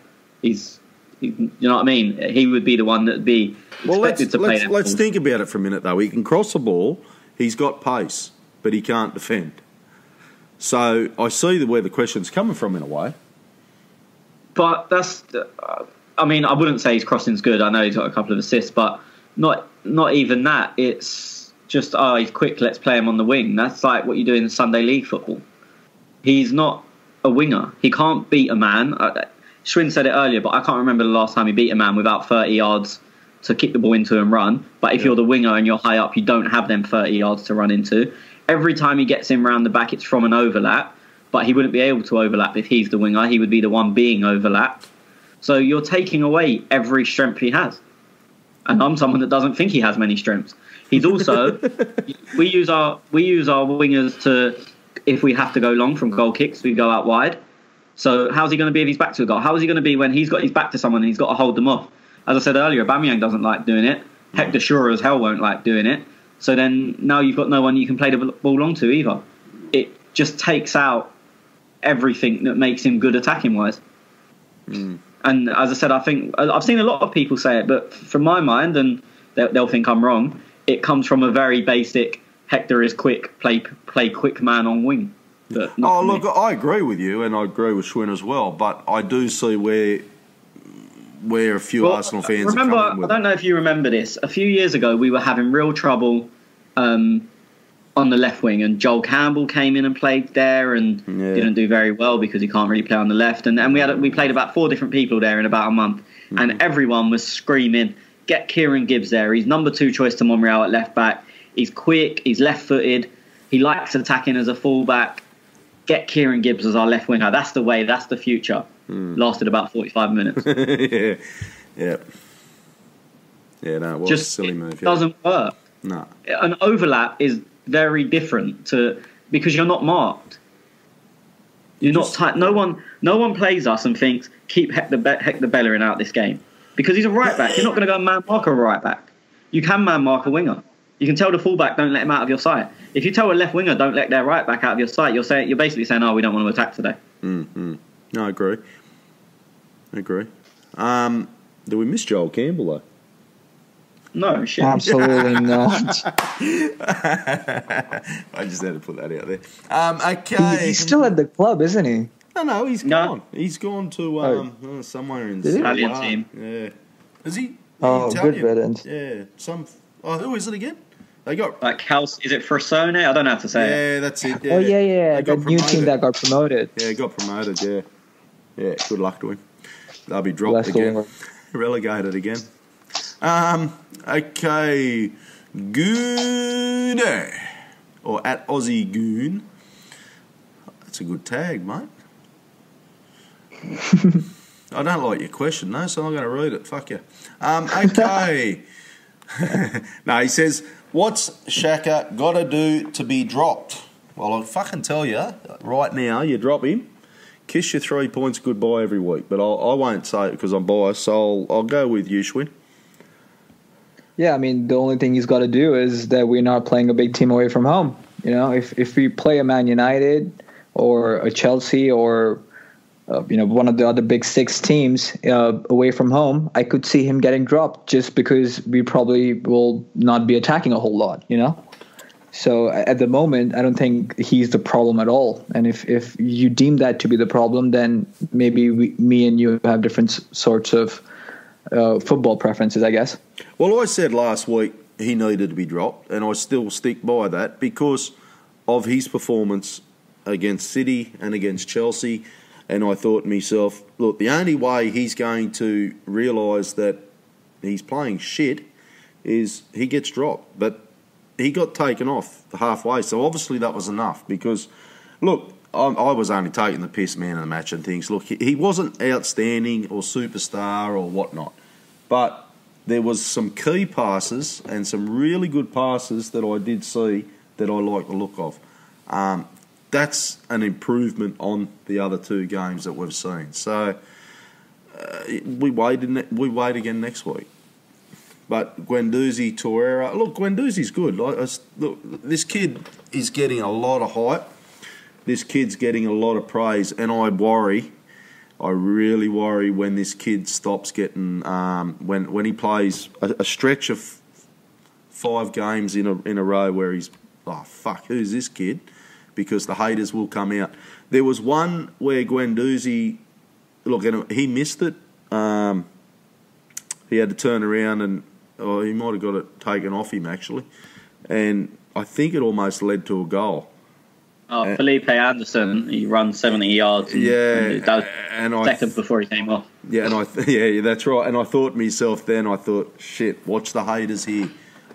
Because it's just that's our fan base. And every fan base is probably like it as well. But I do worry for this kid when he has a string of 5, 6, 7, 8 bad runs. Why did we buy this player? This player's shit. Who is this kid? $8 million for what? You can see it already.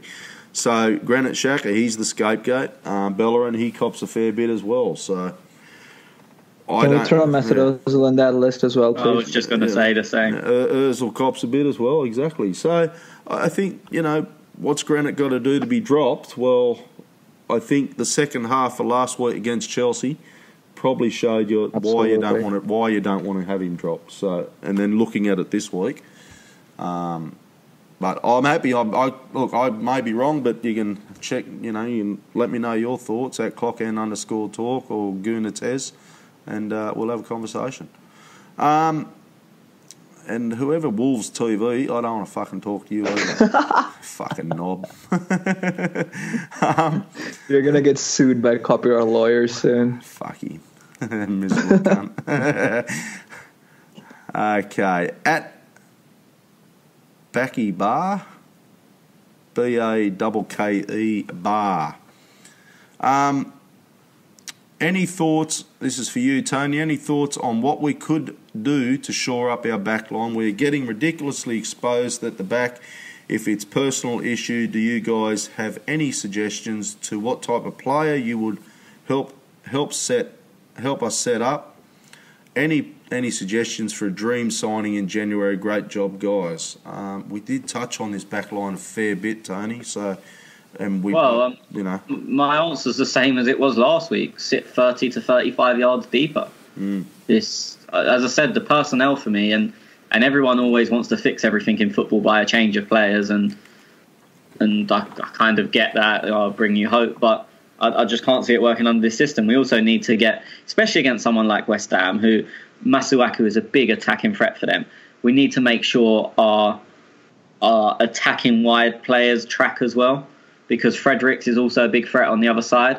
And as I said, the Who Scored ratings gave Masuaku man of the match. And we basically decided to not bother defend against him with the lack of tracking back of Mkhitaryan. And in a sense, I don't blame Mkhitaryan, because he wasn't subbed off. Emery wasn't at the touchline screaming at him to start tracking back. So I can only assume it was team orders for him to, it's called cheating, cheat your defensive duties, and try and keep Masuaku back that way. Obviously, that didn't happen, and Arsenal didn't adapt.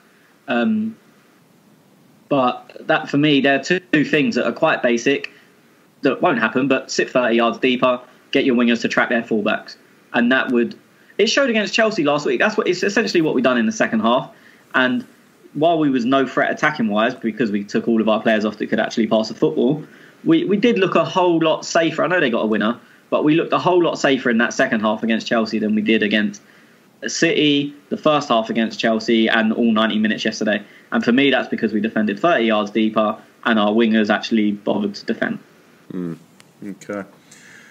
Zane says Torreira's passing is top-notch and he complements Xhaka better than anyone in our midfield. It's time to play a double pivot of them two. I couldn't agree more, buddy. And Zane, you are welcome to ask questions every week, my friend.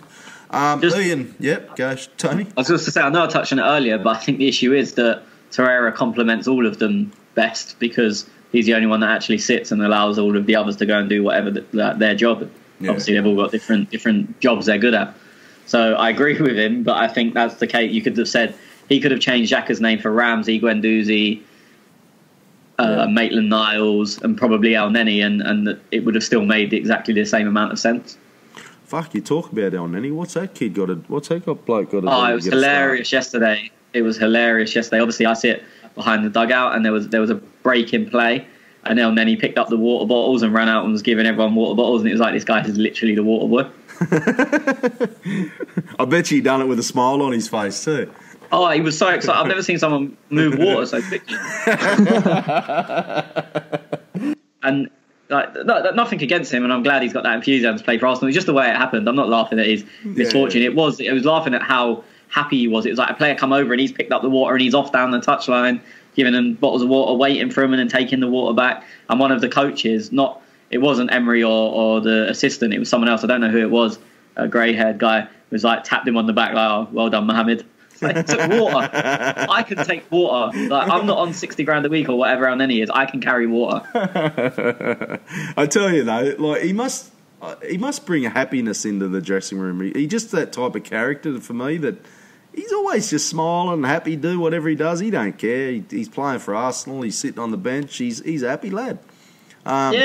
He seems likeable, and I have nothing against him. And I know Schwinn knows of him, but one of my friends who's an autograph hunter, who's always at the training ground, meets the players pretty much every day. He loves El Neni, and so that says something about him as a person over El Neni the footballer. There you go.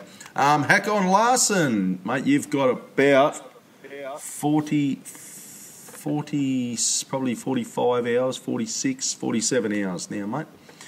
Okay. I thought you were about to say he's got 40, 45 questions, because that's what it looks like on my end. No, he probably has about that as well. How long until Emery finds his best starting 11, do you think? If Torreira, Lacazette and Lichtsteiner don't start next game, there may be something we don't know. Schwinn? I'm not quite sure what he's trying to get at, but I think from what we've seen in the first 3 weeks of the season, it seems like Emery is quite nailed on with his starting 11. You know, just take out Iwobi perhaps, or Ramsey, actually, not Iwobi, but just take out Ramsey from the starting 11 and throw in Mesut Özil. And I think that's his starting 11. You know, of course, you have to caveat that by saying that Lucas Torreira isn't quite ready. I think most Arsenal fans would agree that Torreira replaces Guendouzi in the starting 11 long term. But, you know, as I said earlier, I think it's a language issue. But he has to be... Sorry, Sean, I'm just going to say, before Iwobi started against Chelsea, he must have done something amazing at training to get the start. Because that was left field for pretty much all of us. And then he started again this week, and I thought, okay, interesting. I think some credit here has to be given to Emery, because, you know, this is something we've seen with Arsenal in the past, and I don't want to bring, you know, the previous reign into the mix, but we've seen Iwobi start against some of these big teams, particularly away from home, because we know he's got that high energy, and, you know, he does get gassed by the 60th minute, but he's able to provide that initial support that you need at the beginning of the game so that you're not out of it. I think yesterday's start was solely based on his performance against Chelsea. I don't think he merited that in any other regard. I think it was simply because of his performance against Chelsea, and Emery wanted to reward him. We've also seen that Aaron Ramsey is someone that Emery wants to play at the 10. So you only get to pick one of Özil and Ramsey. In any other team, if you just had to pick the 11 best players, then Iwobi obviously doesn't make the cut. So I do want to give Iwobi credit for the way he played against Chelsea, the way he played against yesterday to an extent, but I don't necessarily think he has a long-term starting place in this team. So I'm not quite sure. I'll go on with Ian here, because he says after 3 games, will Emery change the lineup next game, starting Torreira and or Lacazette? So that's obviously what we're talking about with Iwobi on the left there. And I'd imagine he's talking Aubameyang would go to the left, Lacazette would start in the middle. See, I do think that there is something here in terms of Lacazette, because he does provide, you know, an option in terms of attacking more. But again, back to my point earlier this podcast, can you equate the first half of the game with the second half of the game? You know, situations get different, the game evolves. Is it because Lacazette is coming on late on that he's able to deliver this impact once the game has opened up? Or is it because he is good enough to start? That's a big hypothetical to draw a conclusion on, and no way are we able to circle it on an answer to the time we see him start a few games back to back. I think we need to see him start. We need to see Lacazette and Aubameyang starting together, as I said before, with an Özil, a Ramsey, Xhaka, Torreira, and let's see what happens. I would agree. I think I would start him next game too. Put Aubameyang on the left, keep Mickey on the right, and play Özil at 10 with Guendouzi and Xhaka behind them. I think that's what we'll do next game. Maybe against Newcastle or against Everton, Torreira comes in because he understands the game a bit more. Maybe he's able to communicate a bit clearly with his teammates. But next game out, I can see Lacazette starting. Did you just listen to a word I said there? I did. No, I said. So I want Xhaka, Granite and Torreira together. Aubameyang on the left. Aubameyang on the left. Lacazette in the middle. Özil and Ramsey is pretty much what I'm looking at. I don't think Project Ramsey on the right is going to be something we consider under Emery. I think we've got to slot him in there somewhere, and this is the problem we've got. We haven't got this, and as going back to what Tony said, we haven't got this team that's going to start every week, have we? It's going to be rotation. Which I'm happy with. I've been shouting for that for a while now, but to throw Ramsey onto the right, where we've not seen him even once, whether that's preseason or these past 3 weeks, I don't think that's something we can expect. I'd stick to what I said before: Özil on the right, Ramsey in the 10. Again, something we haven't seen. Yeah, I think one player. I mean, I know we haven't really been fans of Mkhitaryan this past game particularly, but I think Mkhitaryan deserves a bit more credit here for the first 3 games. I agree that the performances haven't been great, but I watched a bit of the City game the other day just because it was on the telly while I was doing some work on my laptop, and I thought he was better than what I expected on my first viewing. And I think Mkhitaryan is one of those players who, is just going to be one of the first names on the team sheet, just under the radar. I think he's very quick to recover balls once someone's put a foot on it from our team. And he's very good at drawing fouls, too. He uses his body pretty well. So I don't see Mkhitaryan losing his spot on the sheet, to be honest. You know what I'm thinking? Like, here we are rattling off teams, and I've rattled off a different team to what you've rattled off. Tony's mentioned another team. You know what this says to me? That no player is safe. So Mkhitaryan, Tony said, there's mixed views on how he performed last week. He may find himself like a Granit Xhaka, who gets dropped at half time. Özil who come off against Chelsea. So just maybe Mkhitaryan might just need that little bit of a wake-up call as well, mate. You're not playing. Look, I don't know. Emery might be thinking, like you are, Schwinn, that he's playing really good. So I don't know what's going on in his mind either. But this team, boys, tells me that there's a lot of depth and cover for everyone. We spoke about El Neni. That bloke can't even get on a bloody run on yet. So there's another name you could throw in the mix. So in the midfields and up front, you've also got Welbeck, who came on last night. So it's full of depth. We don't know what the team's going to be every week.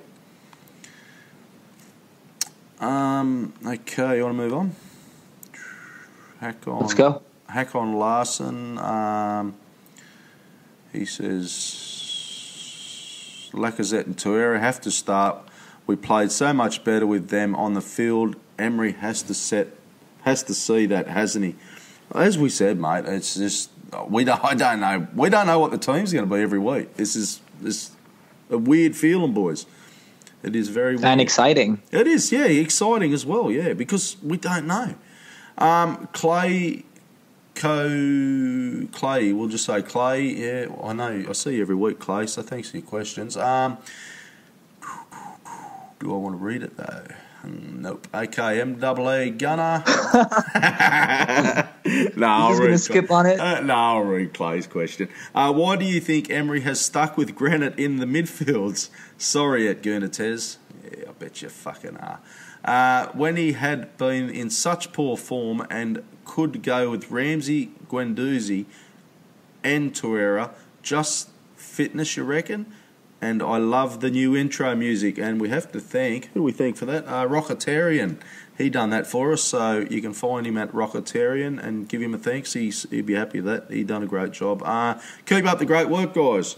So, anything we haven't touched on, Tony, do you want to add? Well, just the speed Granit moves the ball, and as said, that at the moment we're a bit unclear on Lucas's situation, whether it be fitness, whether it be communication with the rest of the team, and working within our system if he's ready to do that. So, Granit was poor against Chelsea, but as I said, we realised what we missed when he wasn't on the pitch.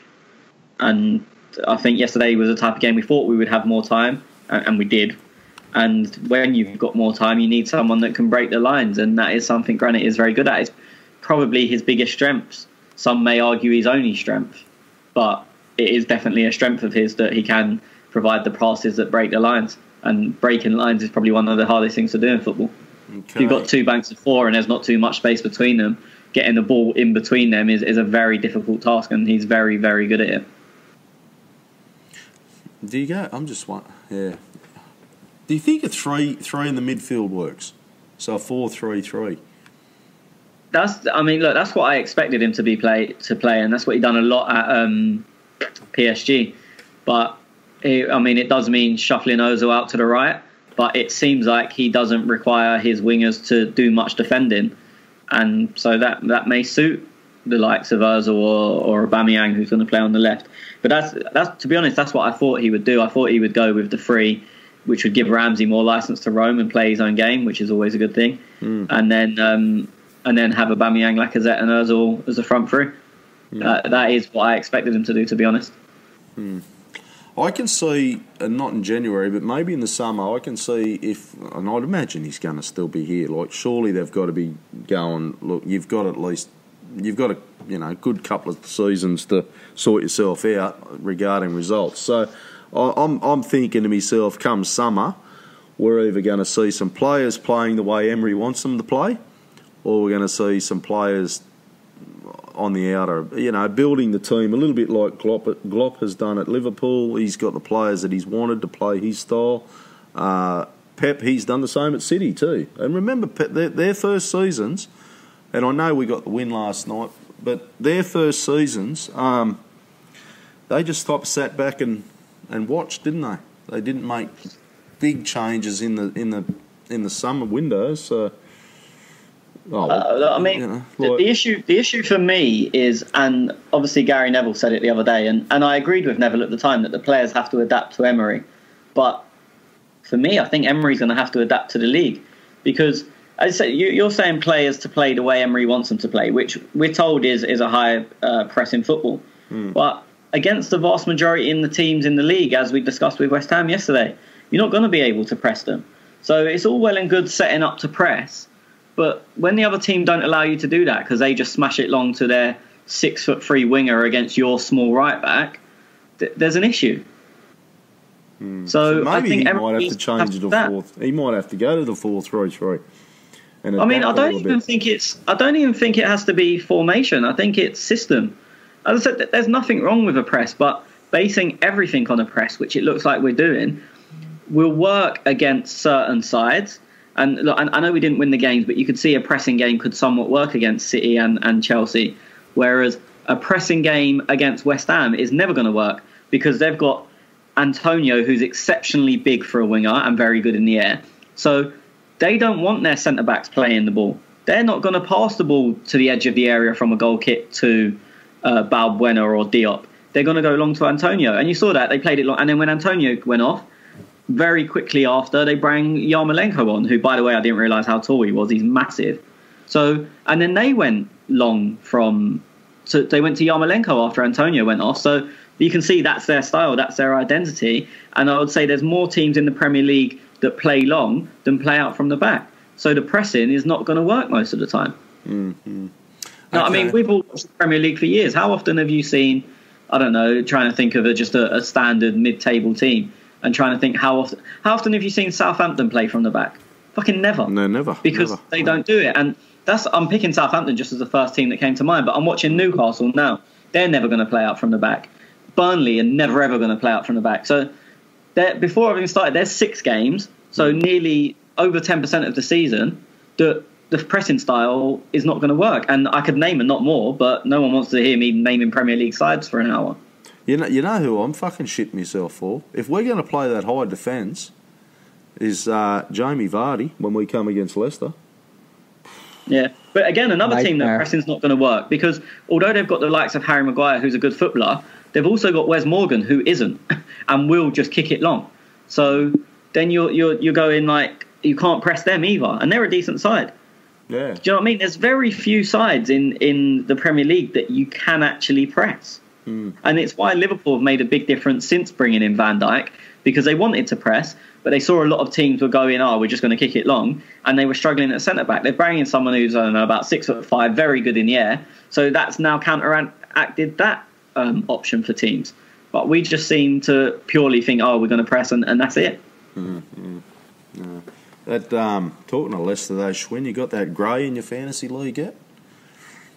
I do. Tempted to grab him. He was on my bench today, but since Mesut Özil missed out, he's going to come on in.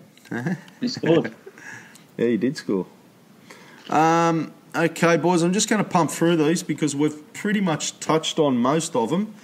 So, MAA Gunner, can Ramsey and Özil play in the same team? If you boys feel as though you need to step in, just pop in. Can Ramsey and Özil play in the same team? One of them is always pushed to the right, or Ramsey is to the left as one of the 2 midfielders, and banishes the partner. Ramsey's best ever season was the season Özil came, because he made them late runs and he had someone that could find him. I think they're more than capable of playing together, but I wouldn't say they should play together in every game. Okay, MAA Gunner, should we play Bellerin at right wing? He's more of a liability in the defence than attack, so we did touch on that earlier. MAA Gunner, Man City drawing with Wolves. Isaac, is this the bloke you were telling me about a minute ago, Tony? Good signing. That this won't be freak season. Do you think the title race would be much tighter than people think? Who's a good signing? Isaac, he says. Isaac, I'm trying to, for Wolves, is it? I have no idea who he's talking about. Did Isaac's success sign for Wolves from Watford? He came on for Watford today. I'm not sure. I'm not sure either. ISAAC. No, you got a stump there. I'm just having a quick look at it, trying to. Who was the bloke you're talking about? The defender, Tony. Defender? I was talking about the winger, Adama Traore. Yeah. So that's not the bloke. I have no idea. No. Can't find an Isaac there.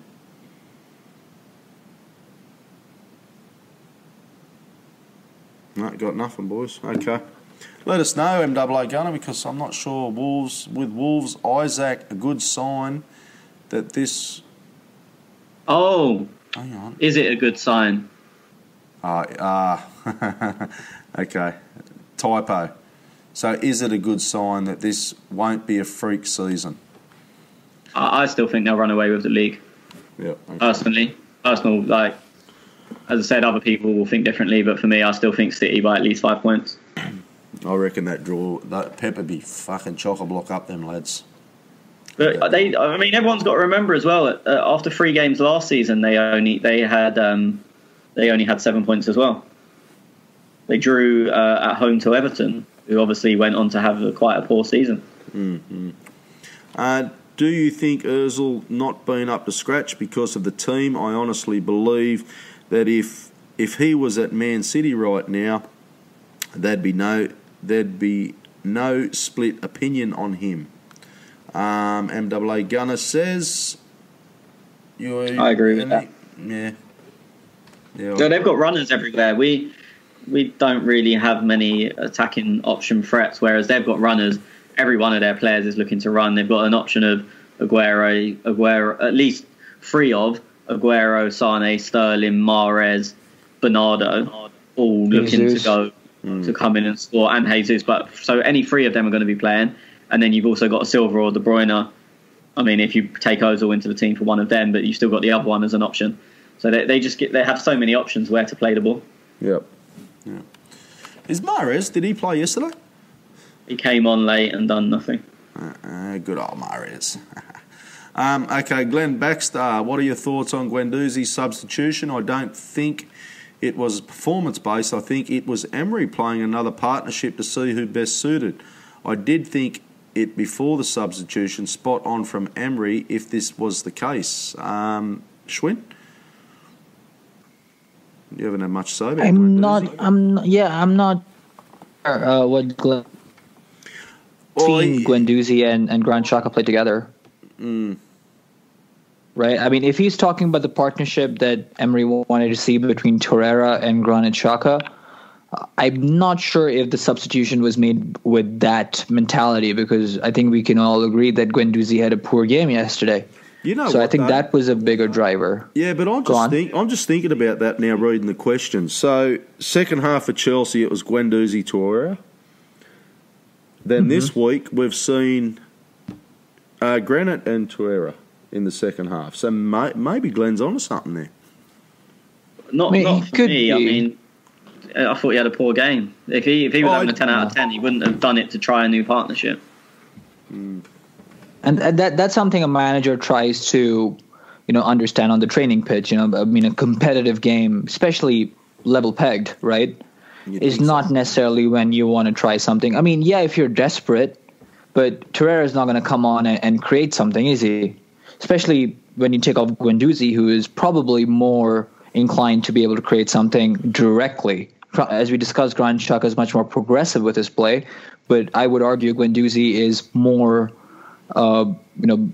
scoped to be able to create something on his own if you had to look between the two. So I think it was more driven by Guendouzi's poor performance than by seeing a new partnership, if I had to be honest. If we see next week Granit come off at half time and Guendouzi go on with Torreira, then we know he's testing something. He's lost the fucking plot.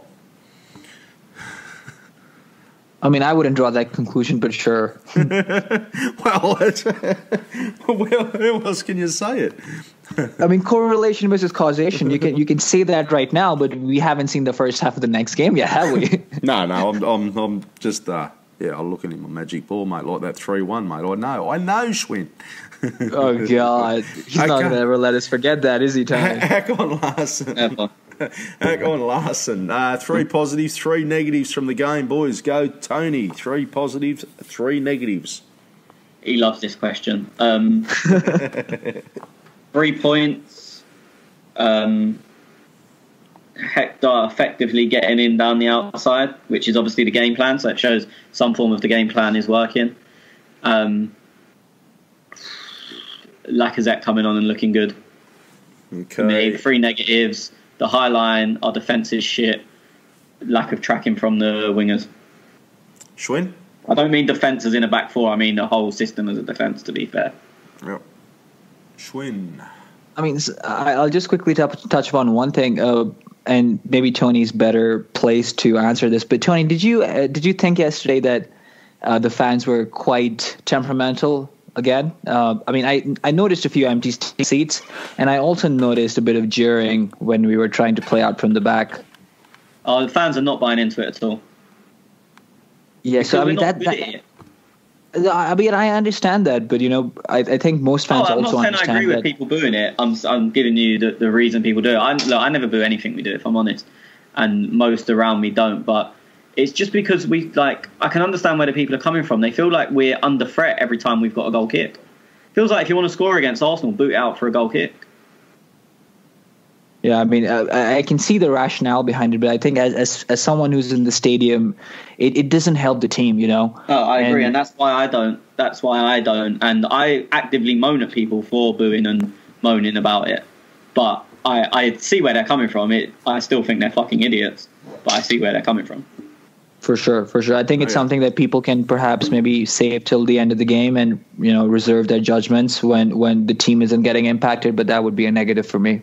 Okay, so you haven't got three? That's your one? If you haven't got three negatives from yesterday, watch a different sport. No, I mean, I do, but I mean, as you touched upon it, right, I think the performance itself was quite negative, and I think one of the biggest negatives from yesterday is that the result is going to outshine how bad our performance was yesterday, and I think as much as confidence as our team is going to get, it might overlook some of the blunders that we commit and we continue to commit. I think that's the biggest takeaway from yesterday, because we shouldn't take this game as granted, because if it wasn't for that second lucky goal, things could have been very, very bad. And, this whole conversation we've had for the last hour and a half or whatever would have been very different. So that's my biggest takeaway from yesterday. Okay. You got any positives then? I do. I mean, I think I do think that Emery is starting to find some of his team. I think the subs continue to impress me. He doesn't care whether it's Aubameyang. He doesn't care if it's Guendouzi, who's obviously been on a bit of a high recently. So he's continuing to change things. He's continuing to improvise, as you alluded to, Tez. If you have to believe the Ozil fight, then that's a positive from a team standpoint. He's not out there to take shit from the highest earner of the club. So that's a big positive if you have to see that. So there's three positives for you right there. All right, I'll quickly go. Three positives. His English is getting better, boys. I watched the press conference and I thought, fuck, he's been learning up. He's been learning up, Emery. I'm liking his English. Granit Xhaka. How can't you add him to the positive? Fucking brilliant, boys. Fucking brilliant. And we'll also add one more positive. Tez picked the score 3-1. There's another positive for you. So after this podcast, because I'll have my predictions out for this podcast, you can listen to this podcast for my prediction for next week. However, I'm going to probably block it and you'll have to charge $5 for that prediction. So that's that one. Three negatives. I don't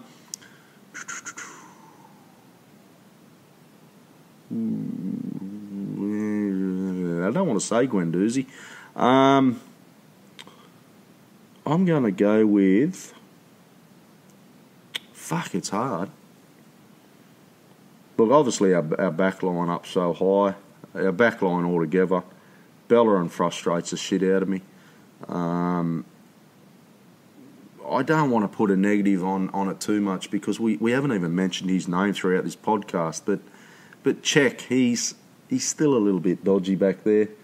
I'm not blaming him for the goals, but I just at some point I want to see Leno start. I think that's more the fact. It's not so much a negative on Czech, but it's a negative that we've paid so much money for a goalkeeper and he's just sitting on the bench. So at some stage I want to see Leno. That's not really based on that game. Aubameyang. I'll mention him. Not once again, not a negative on Aubameyang. I just think he needs to find his form. He will find his form eventually and get on the way. If he can get that first goal, it'll be sweet, I think. So that's about me. Mr. Özil today, need his vision and creativity in games like this. What do you all think? We don't really care. He's sick. MAA Gunner. I couldn't agree more with that question. We do, actually. That was hack on Larson. We do miss him. Yes, when I said we miss him. Yeah, I've just recorded that and made 3 backups already. Should we play Welbeck more if our plan is to press? MAA Gunner. Anyone got anything there? I'm just pumping through those. There's so much of him that suits what Emery does. That then there's the other part that the only place I'd see really open is on the right, and he wouldn't be able to have that link up with Bellerin because he's technically not good enough. So he's in a sense the opposite to Mkhitaryan. He's going to do the defensive job that Mkhitaryan doesn't or hasn't, but he can't do the attacking job that Mickey has. So you'd have to slightly change our game plan that we've been working on, and you wouldn't change a game plan for Danny Welbeck. This one might be for Tony, that RC fella. Did you catch the interaction between Emery and Masaku on the touchline? Okay. On the touchline when he had the ball. I did see that. Did you say you watched? Did you say you caught that, Tony? From the couch. No, I thought this is the only question I saw coming in because a notification came up, and even though it's in front of me, I either didn't see it or if I saw it, it didn't register as anything in particular with me. It was very Socrates-like when he took the ball and ran away. So I think the ball went into touch, and it was when I think Emery caught the ball. Do you remember that? When the ball was, I think it was Mustafi who was trying to find someone down the line on the right, and he just booted the ball into touch. But Emery caught it. He tried to find Hector, who was hiding, but if it was then, I didn't see it because I was busy calling Hector a dickhead. Yeah, so I think it's when Emery caught the ball and Masuaku came up to Emery to get the ball from him, but Emery just dropped it on the floor and he walked towards his right-hand side trying to give instructions to someone, and Masuaku tried to give him the eyes, but Emery couldn't give a shit. I love that. I don't remember it. That RC fella really wasn't impressed with much of our performance, was hoping to see us keep building on the prior matches, but felt like a step back despite getting the win. That small improvements to the tactics, did you notice? Well, this is the thing. I feel like we played in a different style than we did in the other two games, which is kind of understandable. But it's a bit, when you're hoping for progression, you can't really see that when your style changes. Also, I personally think, and I said this earlier, and I think, I'm not sure if you agree, Tez, I know Schwinn does, I think this is our worst of the three performances in the league that we've had under Emery. I know we got the 3 points, and that's kind of what matters at the end of the day. But I can understand some frustration, like from RC, Zuropa Bob, I believe. I can understand the frustration because, as I said, for me, it's our worst performance. Yeah, no, it's hard to disagree with that. The Chelsea game, we come back and we had a bit of hope on it. We got level with them. Manchester City, though, it was trying to remember that fucking game now. What did we lose? We were overrun by them, though, weren't we? Yes and no. We had a load of chances at the end, but yeah, I'd probably say this is the worst game. I thought our attacking was very, it just. I just can't put my finger on it. It was almost like we tried a little bit too hard in attack, or Aubameyang maybe he was trying a bit too hard, and it was just missed opportunities. It was like the Chelsea game. There were so many missed opportunities in our attack. I think there was. In the Chelsea game. Oh, in the Chelsea game there was yesterday. Yeah. I don't think we really created anything. Yeah, I was about to say, I don't think we were proactive enough yesterday to be able to get behind. I mean, on the few instances we did, which was Hector, I think we did okay. But in terms of an individual trying to make something happen, it wasn't quite there, I felt. There wasn't. There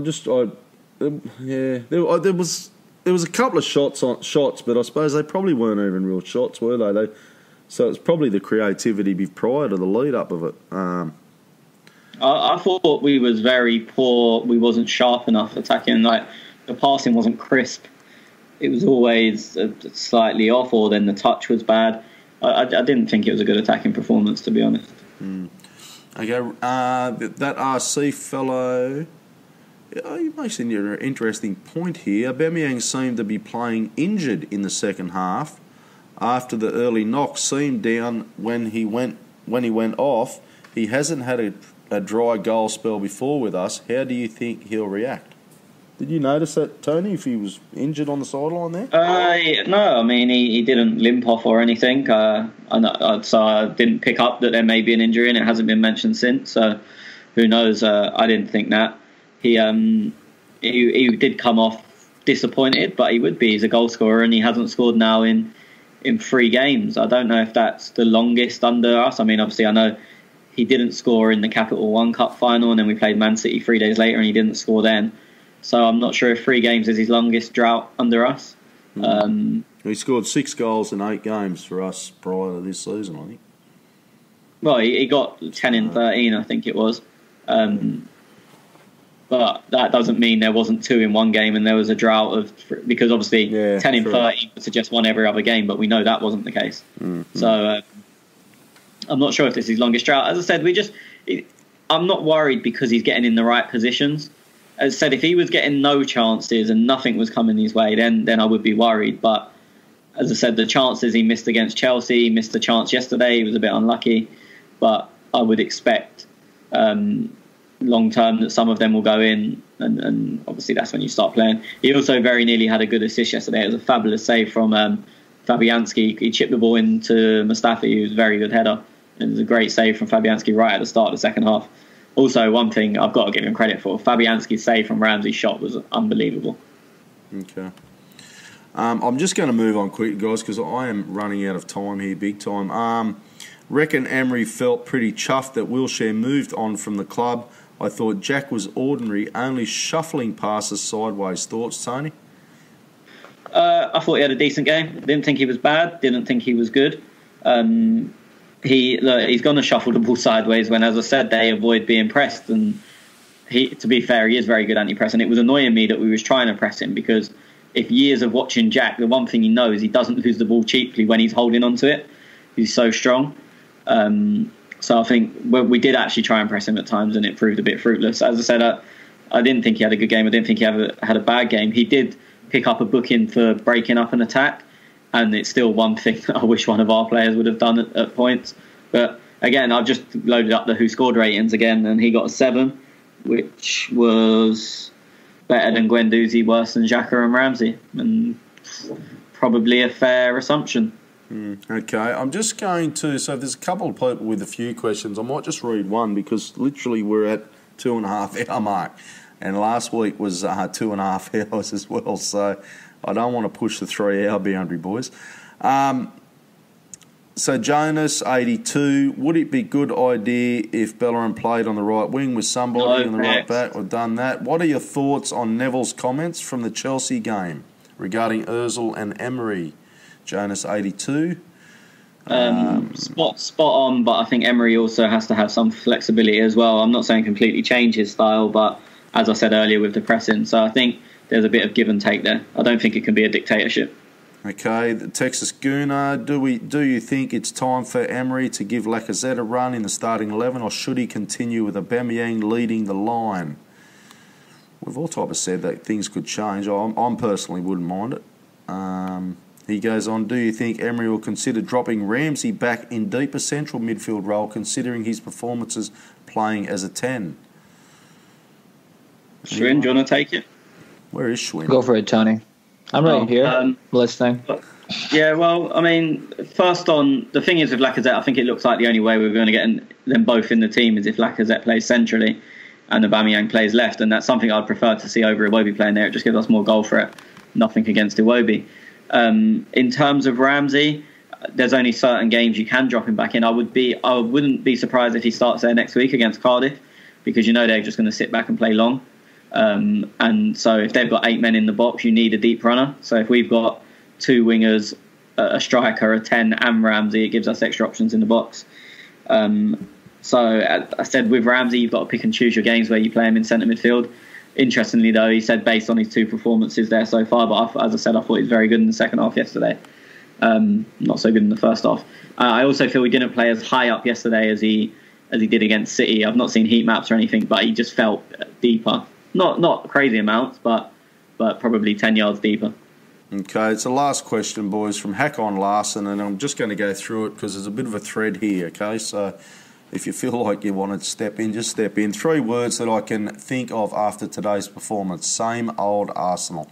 Against the lower tier home team at home, new manager or not, we should dominate. One thing I have missed today in previous games is that we must move as a team and stay compact without the ball. I was actually so angry and disappointed of a lot of what I saw today. With the ball, we were all over the place, and our back 4 had no protection with the ball. We were too sloppy and way too stressed. It was simple things that I thought Emery, for a new coach, would deal with once he took over. Clear roles on the field, communication, and the players that know what to do without the ball. we are seeing the same that we saw with Wenger, and many of those things is not hard to fix.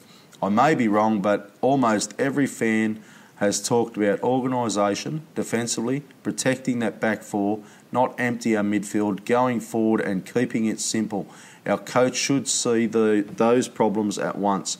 He should that before he takes the job. I can't see any different. And with the ball, we have so many sexy players that can do serious damage on the opponent. We have to be more flexible than attack through the right flank every time. We're way too sloppy, and that is the problem at player level. I may be misunderstood here, but I hope you understand what I mean. Cheers, Hakon Larsen. Any comment, boys? We didn't need a 3-hour podcast. We could have just read that out. It pretty much agreed with most of what I was thinking the same as I was really. reading it. Yeah. Nah, couldn't agree more. Yeah. It's difficult at the moment because it's a new regime. If you say anything like, obviously not everyone sees our mentions, but the amount we get accused of being negative on here for saying what I feel is realistic. So I agree with a lot of what he said. But if I say, nothing's changed, then we get mentions, you're just a Wenger fan. No, I'm an Arsenal fan. Or you're just so negative, give it a chance. Believe me, I'm giving it a chance. But I've still got to say what I see at the time. It's like I was saying to Noah on the live call earlier, just because it is slightly negative doesn't mean I'm going to lie about what I'm seeing. So, to be honest, the guy who sits next to me missed the Man City game. So yesterday was his first game of the season. And I said to him, he said, what's it been like? And I said to him, tell me what you think after half time or after the game. And at the final whistle, he went, nothing's changed. That was his words. And I pretty much agree. We're playing slightly differently, but so much feels similar. And it may be that he hasn't had a chance to get rid of some of the Wenger tendencies yet. I mean, that you've got to give him time to. But also, anytime anything is bad at the moment, they go, it's a Wenger thing. And I think we're never going to fix anything if we keep blaming everything on Wenger. Like, anytime anything bad, like if someone doesn't shoot from 30 yards, it's because Wenger didn't let them. And I was thinking, come on, you can't blame everything on the previous regime. We have to move forward. Even if it is Wenger's fault, we still have to move forward. Mm-hmm. And if he hasn't changed them into that mould, then I'm sorry, but you've got to at some point, we've got to start questioning. I don't mean questioning in terms of sacking, but all managers are open to be questioned about certain things. Agree. Okay. Well, thank you everybody for your questions, and I apologise for the length of this podcast because there was we try and go through every question each week because you guys take the time to write the questions, so we're happy to read them. But going into a 3-hour podcast, I tend to go, nah. Okay, quick prediction, boys. Now, I'm going to charge my prediction at Guna Tez. You can DM me and post me $5, and I will then give you my prediction because they are always right. So, Schwinn, your prediction? Cardiff v Arsenal. 3-1 to the Arsenal. Who? 3-1 to the Arsenal. 3-1. Tony? Just to say, we've done roughly 60 or 70 games since we started. And Tez has been right once. The saying a broken clock is right twice a day has never applied more. Having said that, going to Cardiff. It's still not been twice, has it? No, but we've not hit the 100 yet. So, look, we're going to Cardiff away. It's a Neil Warnock team. He's going to keep it tight. It's going to be a battle. There's going to be some hard tackles. And we're going to have to be up for it, and it's going to be in Wales and cold and whatnot. Having said that, 10-0. I was actually waiting for someone to pull me up on this earlier, so I'm glad you did by the end of the podcast. No, I will give my prediction. I'm going to say 2-1 Arsenal because I think it'll be tight as well. Will they get a goal, though? That's going to be the question.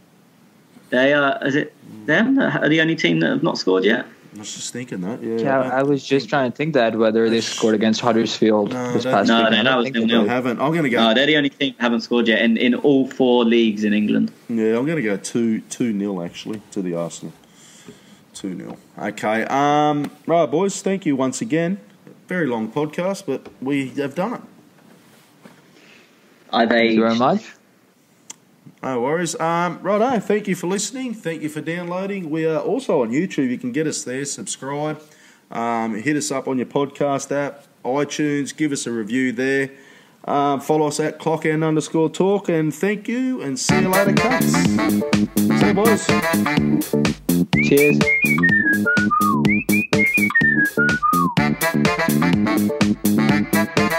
Cheers.